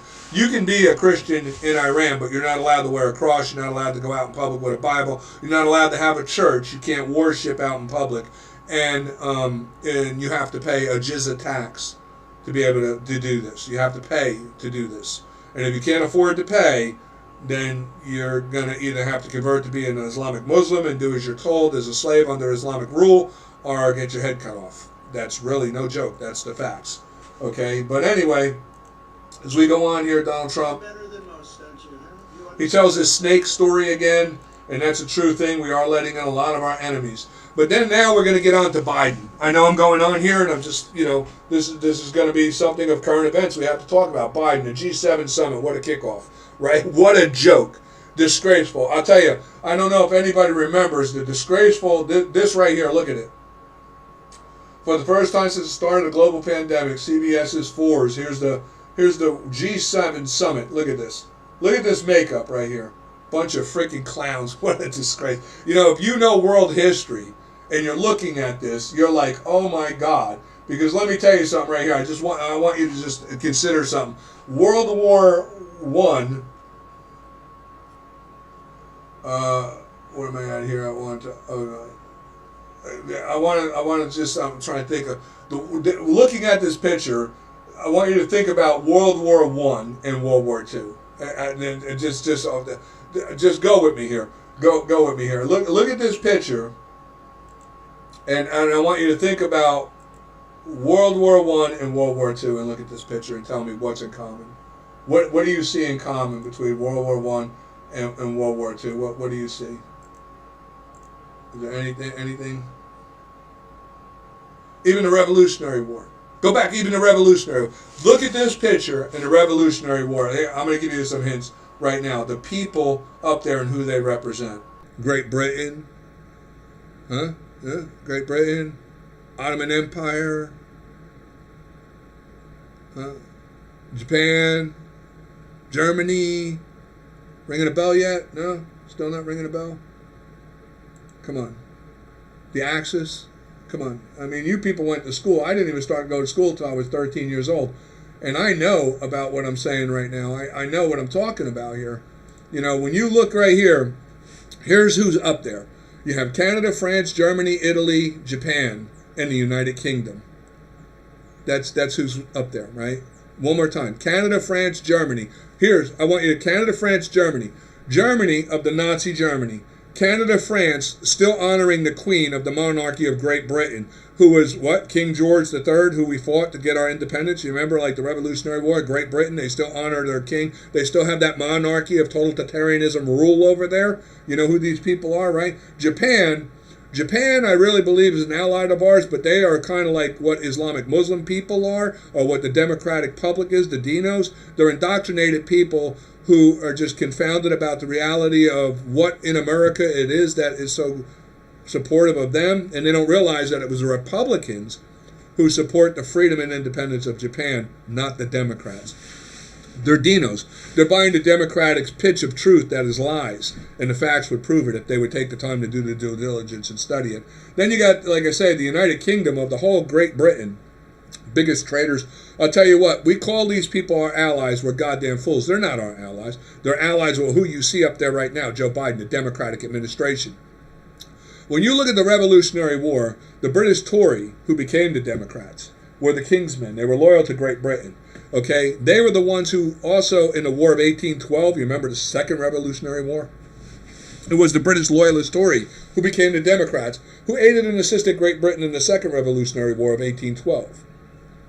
Then we get to 1859, okay, and it would be the Democrats who caused the secession from the states by lying to them, misleading them with fake, false truths about economical sanctions and economical reasoning of claiming that the Republicans of the Republic of the United States were violating their own Constitution and Declaration of Independence with lies. They led, like Texas, Louisiana, Tennessee, to secede from the Union, masking these reasons alternate to slavery, because even in Louisiana, there was a lot of favor to abolish slavery because you had the Creole. And you also had in Tennessee, being so far north, up north, there was many in Tennessee that could see and relate to the inhumanity of slavery. They were kind of in favor of so these states they had to lie to and play off like economical reasons, because they couldn't do the pitch of slavery wasn't going to go well in these states to get them to succeed, and as well even Texas. But though all of the states who succeeded do, except for several, claim that their causes were slavery, but some also economic, and these are the ones that the Democrats lied to. Canada and France played a big role in that, because France at the time was in total control up there with Canada, and so was Great Britain with the Queen. Of course, they still honor the Queen to this day. They're still in control of it, and we think they're our allies. They're not our allies. Great Britain and France were no different as what they've always been. The only reason they're allied with us is because they can't beat us. Understand that. The only reason they're allied with us is because they can't beat us. Understand, like you had what was called the Purple Triangle during World War II, these kind of things. We have like these things in the opposition of it, the ones who want to kill the Jehovah's Witnesses and the Christians and the Jews as well. And you had, I don't know if people are familiar with this, World War II, I'm just rambling here on the issues of it. You had what was known as the Nazi order of rule and the Islamic order of rule, which in Islam they call it Tiaka, where they can lie to protect the interests of the movement forward of world domination to Islamic totalitarian rule, right? They can lie, they can play ally, they can play favor, they can play like they changed their mind and they now see the light, but they really don't. They just do this because they're in a vulnerable position of weakness where they can't defeat their enemies, which they consider anyone who doesn't agree with their monarchy, elitist, total status, idiocy of like their queen and their monarchies or their elitist scumbags. Anybody who doesn't agree with them on that basis is their enemy. So we are their enemies because we don't believe in that bullshit. as Americans. But up there you have Canada, France, Germany, Italy, and Japan. Funny though, you know who you don't see up there? Real quick though, before we go to that, and the embarrassment with Biden. This right here, I don't know if everybody's seen this, the clash publicly in Alaska between China officials. Oh my God, watch this. This is the guy right here. That maintains global stability. 倒打一耙是不行的。 Well, you can't blame this problem on somebody else. I have to tell you, what I'm hearing is very different from what you described. I'm hearing deep satisfaction that the United States is back. I want you to watch this idiot Blinken. The way he talks. He's sitting there in front of the leaders of China, reading a goddamn script. Totally, clearly has not rehearsed or has no true meaning whatsoever in what he's saying. This is so rehearsed in like fucking third grade presentation. It's disgraceful. And the way the Chinese are looking at him and us right now from this is greater disgrace. Like Donald Trump, what he was saying is true. They are disgracing our nation. They are undoing everything of strength that Trump built in this nation, and they're disgracing us. And, you know, like I say, I have a lot of issues with Donald Trump and what he did. I'm very angry with Donald Trump for walking away and handing us back over to this. And there's a lot of people saying there's a bigger plan, and it's been going on now for over a year. There's a bigger plan. I'm not seeing it. I know of a plan that's taking place. I know of an idea, an ideology, a theory. I believe by God I know what's happening. And Donald Trump is not a part of it. At some point in the future, if something comes to light where Donald Trump, the things of what's being rumored may be true, I don't know. We'll find out. But for right now, Donald Trump to me is very questionable.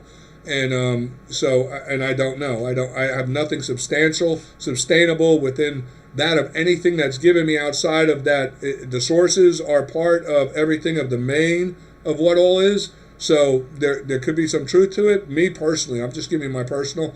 I love Donald Trump. I believe in Donald Trump. I believe he was what America needed. I believe his ideas and ideology and theologies of what he believes going forward could work. I believe that he would establish America. I believe he loves America. I believe he's a great American. But I also believe he's too liberal and maybe a coward, too cowardly to be able to be what was needed to actually accomplish what should have been done to fix our nation, because we are in great dire straits right now with the corruption and abuse and the treason taking place and the foreign infiltration that is a great threat to our posterity right now, my children and my grandchildren, which I'm not about to have it. And I'm going to tell you what, going forward, there would be no goddamn mercy. If things come to that head with me, there'll be no goddamn mercy. Ignorance is no excuse for the law. Ignorance of knowing your place as an American, in my eyes, is no excuse either. You either know your place as a true American or you're the goddamn enemy. That's the way I'm going forward from here out. Believe that. But anyway, listen to this disgrace. That we're re-engaged with our allies and partners. I'm also hearing deep concern about some of the actions. Now, what he just said about being re-engaged, that falls into place with here. You see, they're re-engaged right here with these with their allies: Canada, France, Germany, Italy, Japan, and the United Kingdom. They say America's back. Yeah, it's back to being what they want, where they can control it. It's back to being what they want, where they can tear it down. Because that's the ones that are saying it. That's the people he's talking about. He's not talking about other countries like Russia. You know, people look at Russia as our enemy. Let me tell you something. I don't consider Russia our enemy. I consider Russia needs to change its form of governing. I don't agree with communism. I don't believe in totalitarianism or superior rule like they have in Russia. But I know one thing. In the Revolutionary War, Russia was our ally. They were with us, okay? I also know in the Civil War, if it was not for Russia, Great Britain would have aided the Democrats, and the Democrats may have won the Civil War, and America wouldn't be here today, right? And I know in World War I, Russia was allied with America, and I know in World War II, Russia was allied with America.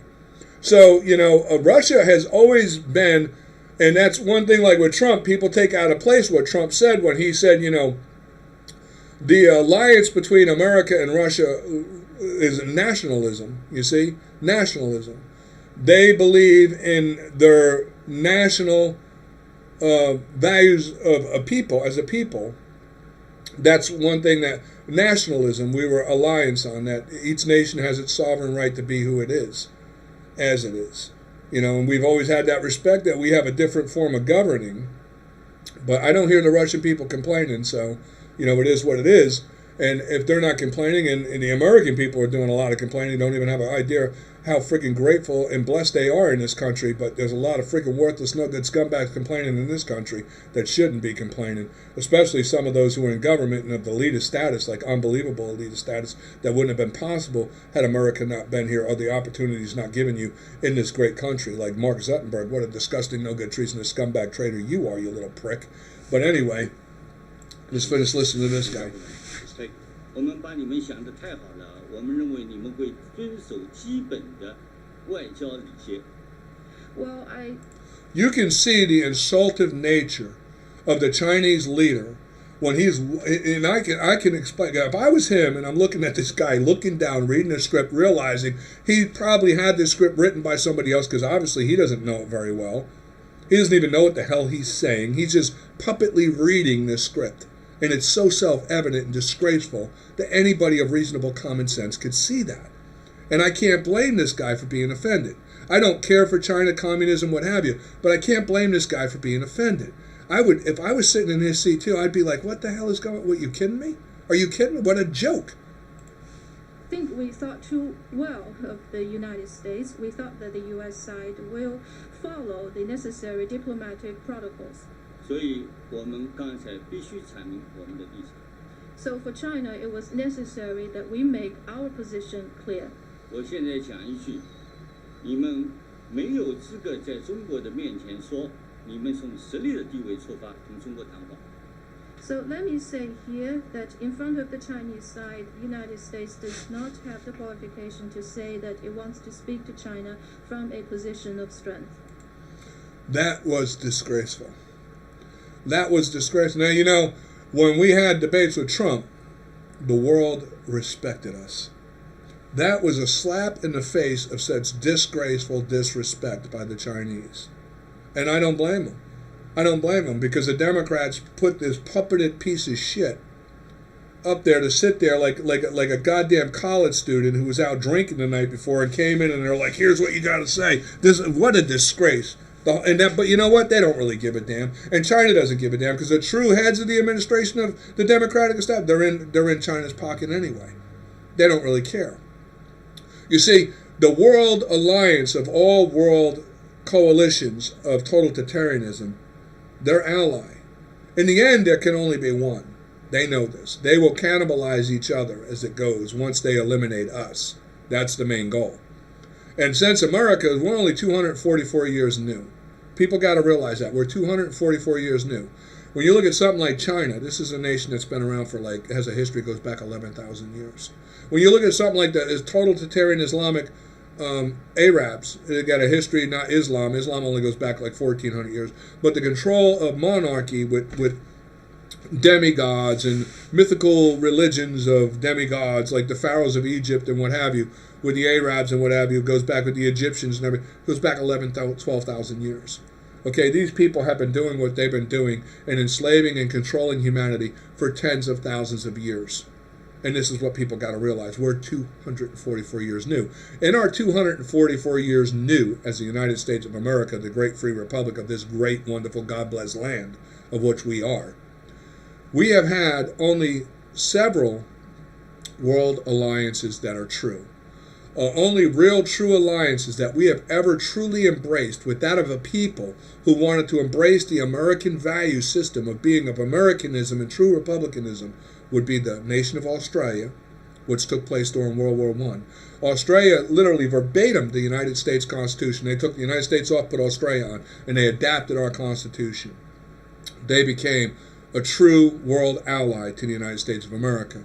The next and only other allied of true alliance to America that would have been to that adaptive level would have been Iran. Iran was known as a mini-America. They had a constitution near verbatim to ours except absence, like I said before, the Second Amendment. They had no Second Amendment for the people because we, as an ally, were supposed to defend them. And their small little military they had themselves, they felt comfortable in being able to defend them. Because over in that area, understand, the provinces is different. The structure of nation is different. Like Iraq is like the size of Texas, but it's a country. Here it would be considered a state. You know what I'm saying? and they have no alliance of states over there. They're all independent countries. Like Syria is its own country, and Syria is like small. Iran's a small. Most of what we consider countries over there could fit into Texas. So just so you understand. But Iran was an ally to America. And these would have been, but as you can see, since 1978 forward, we see the breakdown in where the world alliance of totalitarianism starts to deteriorate these alliances and starts to attack them by using that of republicanism values, by challenging America against its own value system with its allies, and by inciting things like you look at Australia. They quickly, like, if the world wanted to, like the world's totalitarian enemies of America, they needed to know when you need a model, like a role play, like you need a model, like how can you play out something. When they looked at Australia and they're like, Australia's like, boom, they got a constitution verbatim to America. If we can break down Australia, we can break down America. So they started working on Australia, and they used that of our own Democrats, the Democrats of the United States of America, who's always been allied with our enemies in this world. People don't realize this, but they are. It's self-evident in our history. It's self-evident by the facts they don't want you to look at. I don't care what anybody says. It's very clear, unquestionable. The Democrats started to attack the moral position of the Australians on that of one mass shooting that took place in an attempt to deprive the people of Australia their Second Amendment right, and they were able to succeed with that. That was following that of the failure of Jimmy Carter of the Democrats to aid and assist Iran when it was attacked by the Islamic totalitarian Muslims, who overthrew Iran because the people didn't have a Second Amendment to defend themselves. Both of these acts gave the World Totalitarian Coalition the ability to maybe move forward to win in the next attempt. You see, the Revolutionary War, the Civil War, World War I and World War II were all attacks on liberty, freedom, and independent people fighting for that independence by a world coalition of totalitarian regimes. And the very same totalitarian regimes that have been in existence since it's all been going on. When you look at like the Axis alliance, where like World War I, Germany, Italy, Japan, who do you see sitting up there with Putin? I mean, not Putin, but yeah, you could say Putin. Who do you see sitting up there with Joe Biden? Three of those axes are there: Germany, Japan, and Italy. All fascists, all part of the Nazi Party prior, all now democratic states, all democracies. Still in alliance with the world's totalitarian coalition. You know, that was World War I. When you look at like here, there's something I want to just bring in. Most people aren't aware of. Like I say, excuse me, I do some of these things off the top of my head. I just want to bring something in. See if we can. Right here. The Nazis, with the help of an Arabic cleric, used Islamic extremists as a tool. Now, most people aren't aware, like the Democrats we know in our country right now, are the platform to allow Islamic Muslims into our country. This goes back, like, we had Trump in the last speech. He kind of, like, tried to make moral values out of FDR. Well, let me tell you something. FDR was the guy in 1934 allowed for the first mosque to ever be built in the United States, allowing the infiltration of the foreign totalitarian Islamic regimes, who had been, up to that point, known and declared enemies of the United States and the American people. The Democrats allowed them to build their first mosque in the United States in 1934.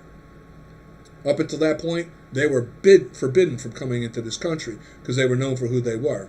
By 1941, they were alliance and part of the Nazi Party. Most people aren't aware of this. Here's something I want to put past all the so-called expert historians out there. You know, when you ask these expert historians, I remember going through this debate in high school when I did start going. I started going to school when I was like 12, 13, full-time. I really started going to school. And I was self-educated, and I had a lot of issues with the history teacher because they were teaching lies. They were teaching this democratic propaganda. And I was hitting them with the truth. But you know what? The truth came to prevail because luckily where I went to school, the history teacher was open-minded and couldn't believe that he wasn't aware of some of the things I was telling him. And today I still run into that thing when I speak with historians. They're like, whoa, never even thought about it that way. Wow, never even considered that. And I'm like, I don't know how, but I'll tell you how. Educated idiot. And I don't mean that offensive-wise. People go to college, people go and they get let me explain to you, a degree, associate's degree, bachelor's degree, master's degree, what have you. These are degrees, like levels. It amplifies to you that this person has indulged a certain amount of study into a certain thing. It doesn't say they have common sense or reason with that study. It just says that they put in that time. You want an associate's, you read up on a certain topic for 2 years, you get an associate's degree. That's somebody watching it, like, yeah, I know this guy, he studied this stuff for 2 years, give him an associate's degree. Okay, if he does it for 4 years, give him a bachelor's degree. If he does it for 8 years, give him a doctorate. This guy's been studying a lot. But the question is, no matter how much you study, an educated idiot, so you understand, is a person who studies all this, but never puts it into practice, never even questions what he's studying, never has a theology outside of the box of what he's been told. He never thinks out of the box. He has no common sense. He doesn't really know how to apply what he's learned or what he's studied. He just has knowledge of it. He can tell you all about it, but he can't tell you how it works. For instance, let's say a guy reads books for 4 years on the building of the gas motor, right? He can tell you everything about how a gas motor is built. Ask him to build one. That's a whole different thing. You see, he can tell you, but doing it might be a whole different ballgame. And if you have the knowledge on how to do something, but not the ability to do it, you're just an educated idiot.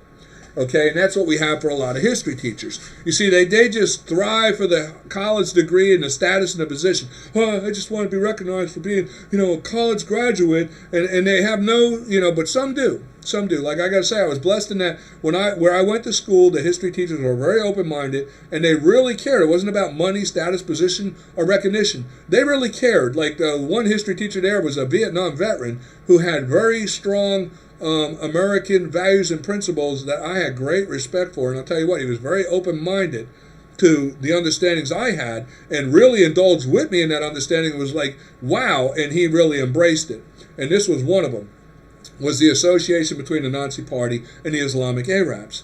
Okay, and not only just the Arabs, but all of the Islamic nations, because at the time of World War II, there were 6 Islamic provinces, and all of them were members of and part of the Nazi Party with Hitler. Now, here's the thing I want you to understand. In 1934, when Hitler was appointed Chancellor of Germany, right, he took it unopposed because, believe me. And the other thing, too, like what you see with Donald Trump, what he was talking about, something I want people to look into, is the Hitler Youth Camps in 1920. So you understand, 1920, think about this, 1920, Hitler appointed Chancellor, 1934, World War II. This is how long, believe me, it was a coalition takeoff from World War I. You see, people in history, they teach that the wars end. They never end. And this is what I'm trying to tell you. When we look at these people who are here with Joe Biden, right, these are the very same people that were from all the way to the time of the Revolutionary War forward. These are the same countries, the same alliances of people. I'm not joking. This is the same alliance of people. And this is what you don't understand. In this right here is the coalition of Canada, France, Germany, Italy, Japan, not Japan at that time, but the United Kingdom, the entire, but in the others, that's who you see standing right there. They were the same alliance of the whole conglomeration of totalitarian monarchies during the Revolutionary War, during the Civil War, during World War I, during World War II. These are the same players. The wars never ended. Like I say, they become where they play the ally. They play that they get it now and they're gonna stop. Only because they realize they cannot win. It's just a pause, a step back, and then a restructure. And they've been doing this for tens of thousands of years. They have not sustained, like the United Kingdom's been around for 4,000 years. This whole rise of it and where it stems out from can be traced back 4,000 years from its breakaway from the clergies and the monarchies of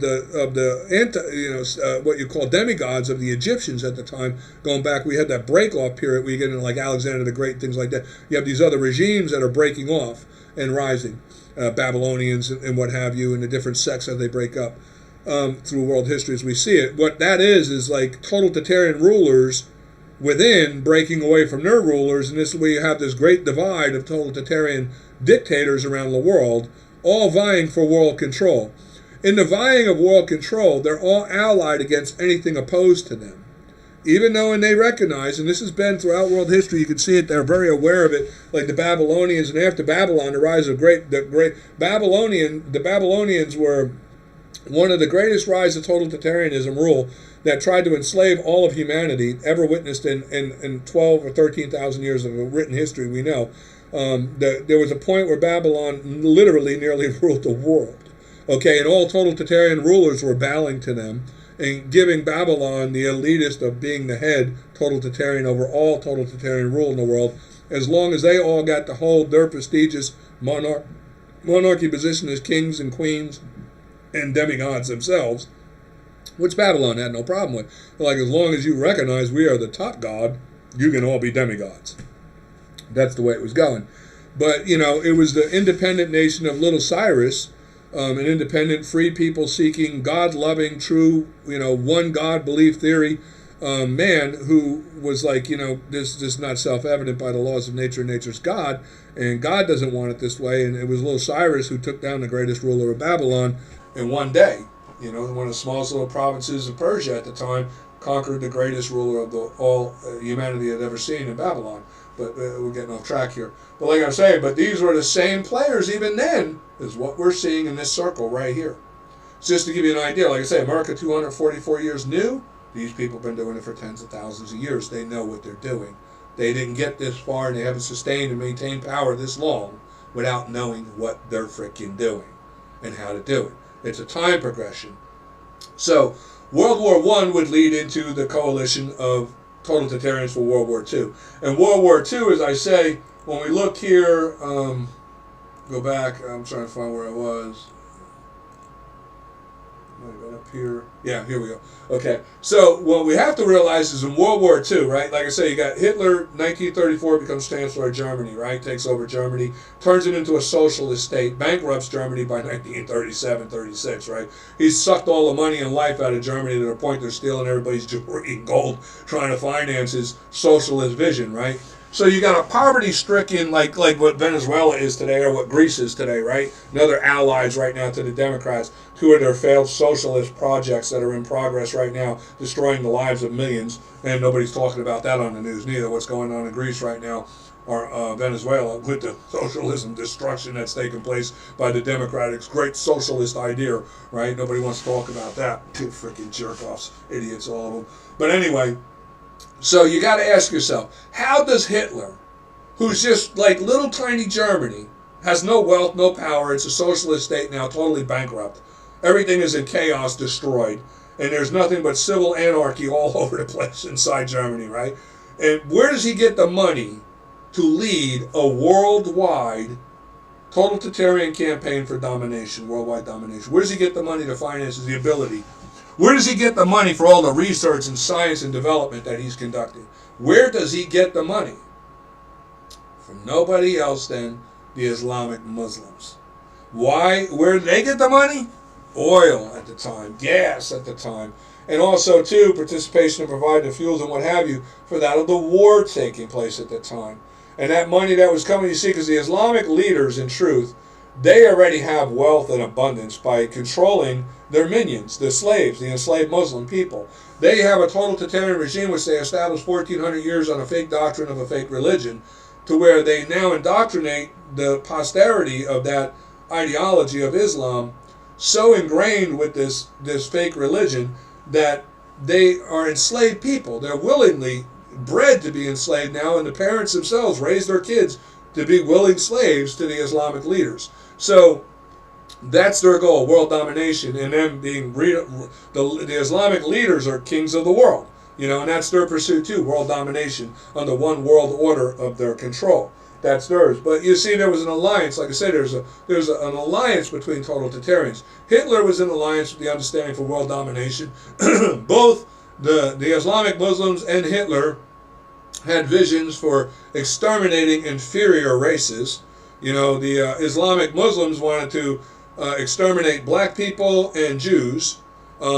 Hitler wanted to exterminate any inferior races too. He agreed with exterminating black people, Jews, and anybody else that, like Polish people, he felt they were inferior.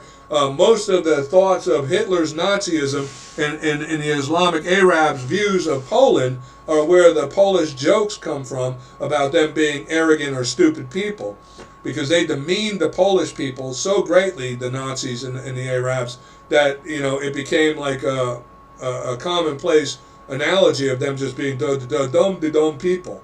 Okay, because they just made them out that way to try to make the world not sympathetic to exterminating them. I'm telling you, this is the truth. Okay, but what most historians don't realize is that it was the Islamic Muslims who were funding Hitler. This, when you look into the truth of the facts and you indulge in the Nazi history and the history of this whole thing going on, you have to really understand Islam and how it's a fallacy of religion. It's a fake religion. It's a fake ideology. It's a totalitarian regime formed for world domination and control to enslave humanity. And they don't want this exposed. So some of the things Hitler was doing, like killing the Jews, because that's their long-established declared enemies, is the Jews. The Muslims, that was a great move for them. Hitler can have all the money he wants as long as he just agrees to kill all the Jews. They'll finance him to the point they don't even have a nickel to their name, because that was their main goal, kill the Jews. The other thing was destroy any evidence of religious artifact that could prove Islam to be a fake religion. Which the Quran itself does a very good job at that, to anybody with reasonable common sense that's read the Quran. You read the Quran, you realize Islam is a fake religion. It has nothing to do with the true God of all creation, of the Jews, of Jehovah, who becomes Jesus Christ. You realize that very clearly. If you read the Quran, it becomes clear that Allah is a fake God. I mean, anybody with common sense, because Allah made the earth flat, made the sun to set in a muddy puddle under the flat earth. Shooting stars are missiles thrown by Allah, the God, to shoot down demons. I mean, there's so many things that you could just read and be like, wait a minute, how could God make such a great mistake like that? Allah made the earth too, not only flat, it's flat because it has to be flat, because it's on the back of a big whale that swims through the universe. The sun and the moon go around the earth. The earth is the center of everything. The sun and the moon go around the earth. The sun sets in a muddy puddle. So what I'm saying is what the Quran says. This is what Allah, this is how he made the universe. And when you read this with today's understanding, technology, and advancements in science and study of what we know to be the facts, the things the Democrats and the Islamic Muslims and other totalitarians don't want anybody looking at, the facts. When you look at the facts, you realize that can't be God. You see, God doesn't make mistakes. God knows how. If God is the creator of the universe, he knows how he made the universe. He's not going to make those mistakes. So these things prove to you that Allah is a fake God. So Hitler was also charged with obtaining religious artifacts for the Muslims, which could erase any evidence of certain things they didn't want known. Like, for instance, if you study anything about Islam, you'll know that Muhammad was born like 6 years after his father died.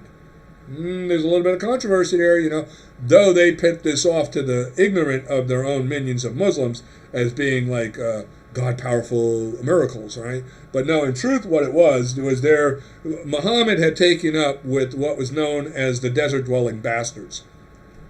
Thugs and criminals. It even admits this in the Quran, that the people who, when he was thrown out of Mecca and he went and took up with these thugs and criminals, they were known as the nomads, the pirates, the desert pirates, bastards, scumbags who raided people out in the desert, killed the men, took the women and children as sex slaves, and took all their merchandise. They were thieves, they were pirates, scumbags, lowlifes. Okay, and this is who Muhammad, when he was thrown out of Mecca, went and took up with. But the truth is, in truth, Muhammad's mother was raped by the nomads. Okay, and his real father was killed by the nomads. Okay, not really. His real father wasn't killed. Her husband was killed by the nomads. She was raped and held as a sex slave for a while by the nomad, desert-dwelling bastards. When she was able to be rescued and escape from them, she had Muhammad. So in truth, Muhammad's father was one of the nomad, pirate-raping, scumbag, child-molesting pedophiles of the desert-dwelling bastards. You see, that's why he went back there, probably to find his father, because he was a bastard, and he was a child of rape. But to protect her, there was and then too, when they founded this religion, there was records of these things that had to be confiscated, that the Muslims wanted, so they could destroy them. Those records were being held and been used now since Islam was founded as a blackmailing thing by the Arabs and the Egyptians for a while, and they wanted them so they could destroy them. They were ancient kind of like records of that accounted Muhammad's mother, who was taken as a sex slave by the desert-dwelling nomads. They wanted those court records taken and destroyed so that this evidence wouldn't be found out. This is my understanding of it. But if you studied Islam, you know some of these things. If you study things like I study them very in-depthly, deep, okay? I want to know the truth.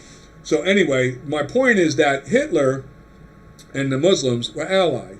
And not only them, but I mentioned in other videos, if you watch in my history series, we're up to the point with like Woodrow Wilson, and we're getting FDR and what have you. FDR would never condemn Hitler because there was an alliance between them as well, because Hitler always had that card on FDR and the Democrats. So like, well, what do you can't complain about us killing the Jews? You want to do the same thing to black people.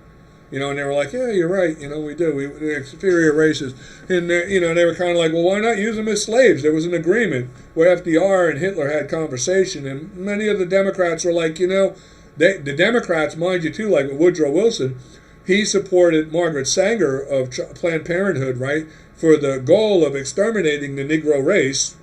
I'm just saying, these are the Democrats, and they're, you know, and Hitler admired Margaret Sanger, though Margaret Sanger was advised by the Democrats in the best interest of not losing favor in America to condemn Hitler.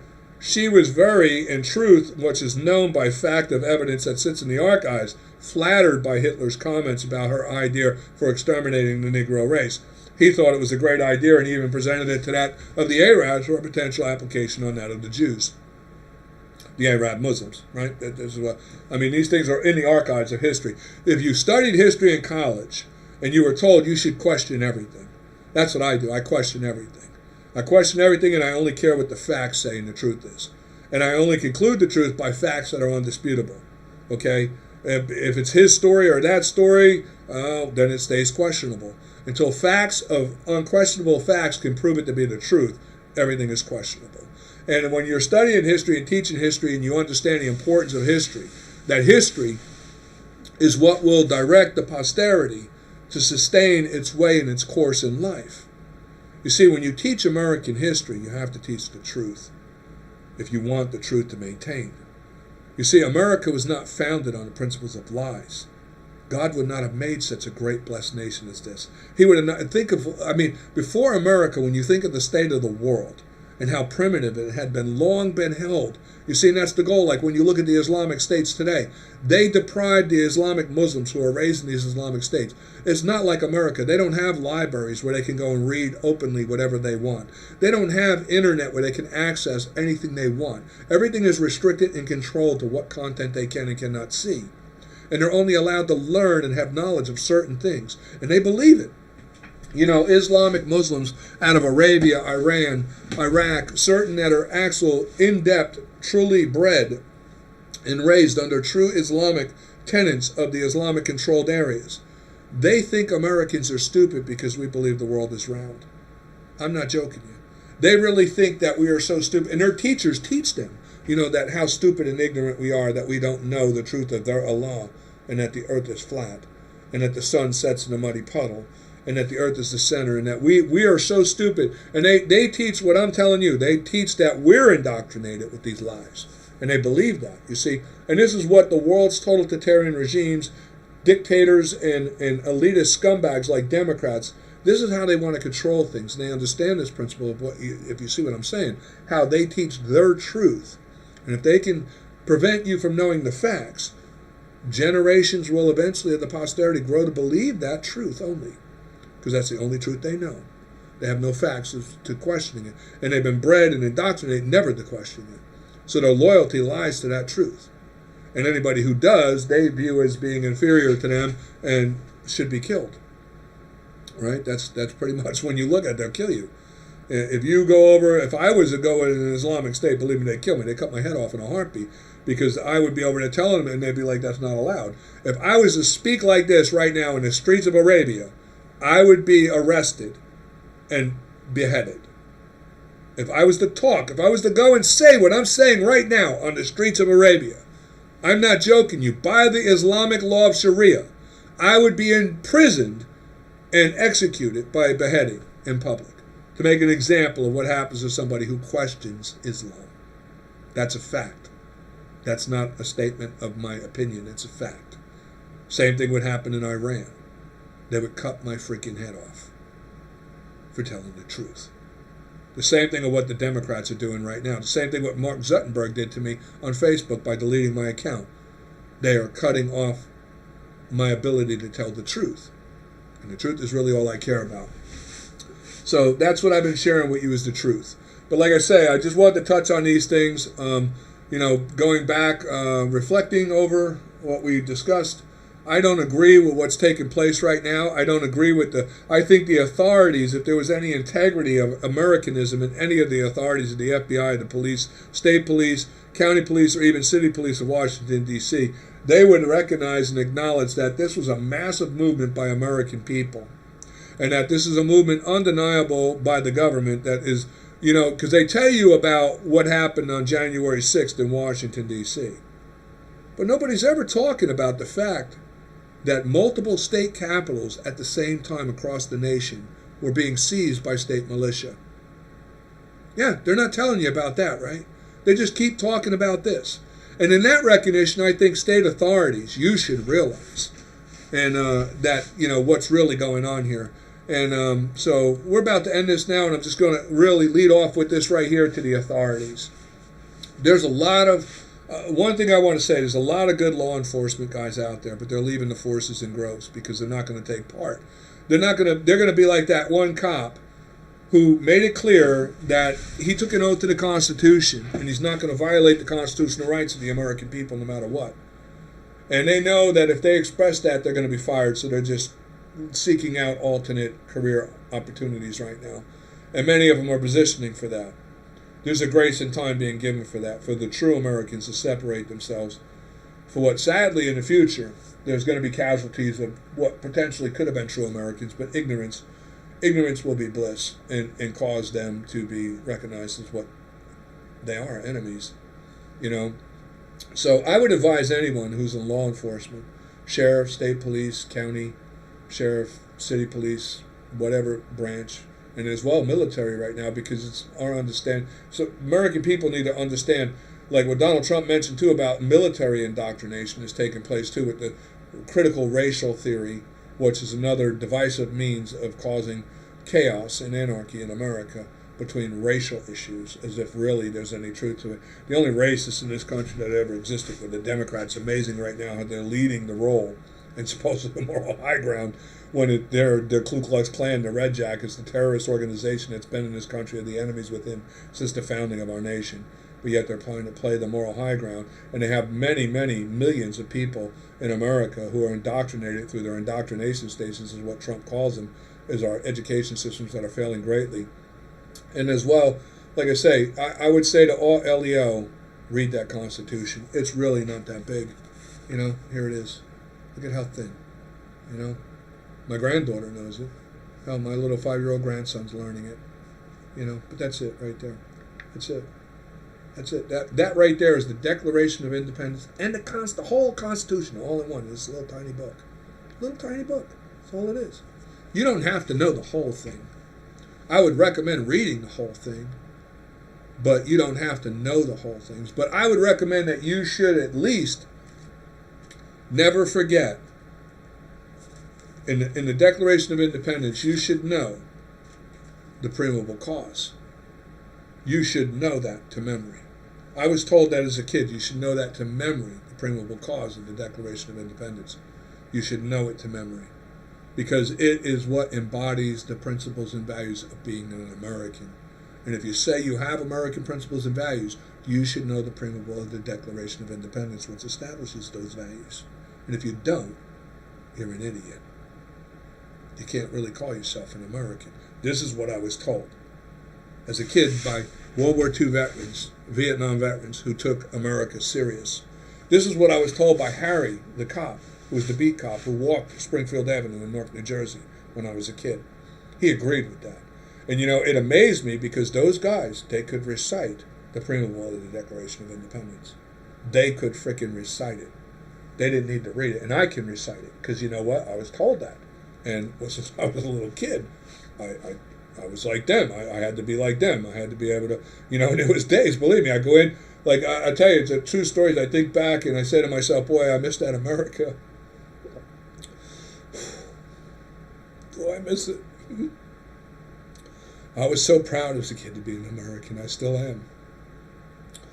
But when I realized who we were in this world from my own study, and I recognized all the horrors of the wars of the world and the long 13,000 written year of history that it took to make possible finally this nation by the great blessings of our Lord Jesus Christ, that God would make this nation real. And how blessed I was. Even though when I was in poverty, raised by a single mom in Newark, New Jersey, with no father, living in the poverty slums of Springfield Avenue, I still considered myself, just being an American, one of the most blessed people on the earth. I was an American. I never took shame in being who I was or where I was, because even in the worst poverty-stricken conditions of this nation, I was still an American. I was one of the most loved people by God, most blessed by God, most cherished by God people. No matter what my situation, God loved me because I was an American. That I was proud of. That I am proud of. And I'll die being proud to say that I love my Lord and Savior Jesus Christ, Almighty God himself. And I know he's Jesus. I know Jesus is God. I understand. I tried on Facebook. I had many things that explained to people how to understand why Jesus is God. Those things are gone now. Those truths are gone, thanks to Mark Zuckerberg. Thousands of hours of information that I put on Facebook have been deleted, just wiped off of all truth. Now, I would not have a problem if Mark Zuckerberg or Facebook could say to me, look, you lied here, or you lied there, this is why we did what we did. But they can't. And I'm going to prove that. I'm going to prove that they can't. Because I'm going to sue the shit out of you, Mark Zuckerberg. I'm going to come for you with the American people. And you're going to have to answer the why. Why? Not for me, not for the glory of anything with me. But I want to know, and I want the world to know, and I want an answer to why you deleted the truth. Because that's all I was saying was the truth. And what come hell or high water, I assure you, I'm going to hold you accountable. You are going to have to answer for it. And one way or the other, you're going to have to answer for it. Because one way or the other, shit's coming. And if shit comes the wrong way, the hard way, if we should face civil war again, I can guarantee you I'll be on the side of the patriot Americans. I'll be fighting for the Constitution and what's founded this United States under the true principles of republicanism, of what this nation stands for under its Constitution that was established by consent of its Declaration of Independence. And you little Nazi scumbag Jew, I'll be coming for you. Because you're not Jewish. You're not Jewish in the faith of truth. You're a Nazi. You're a Nazi Jew, Zuckerberg, because what you're doing is fascism. Straight up fascism. And civil war breaks out. You're on my visiting list. I will be coming for you. And in war, there is no law. There is no quarter. I would say, take the court answer if it comes. Or get real. I'm hearing from people you're a good person. I hear from people you're just a naive Dino. Just an idiot who just doesn't know the truth. I went to your own Facebook and private messaged you upon hearing about what people who know you said. Trying to reach you and educate, share with you my knowledge and ask you, if I'm wrong, help me. You never replied. I get it. You're so important, right?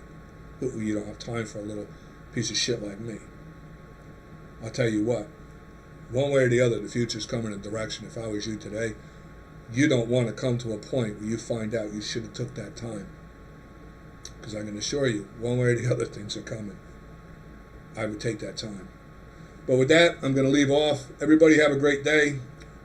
And if I don't make another video before the 4th of July, everybody have a wonderful, God-blessed 4th of July, which celebrates the great independence. And I'm sure I'll be making a video on the great independence day of our nation and the founding of it on the 4th of July. I got to make a video on that.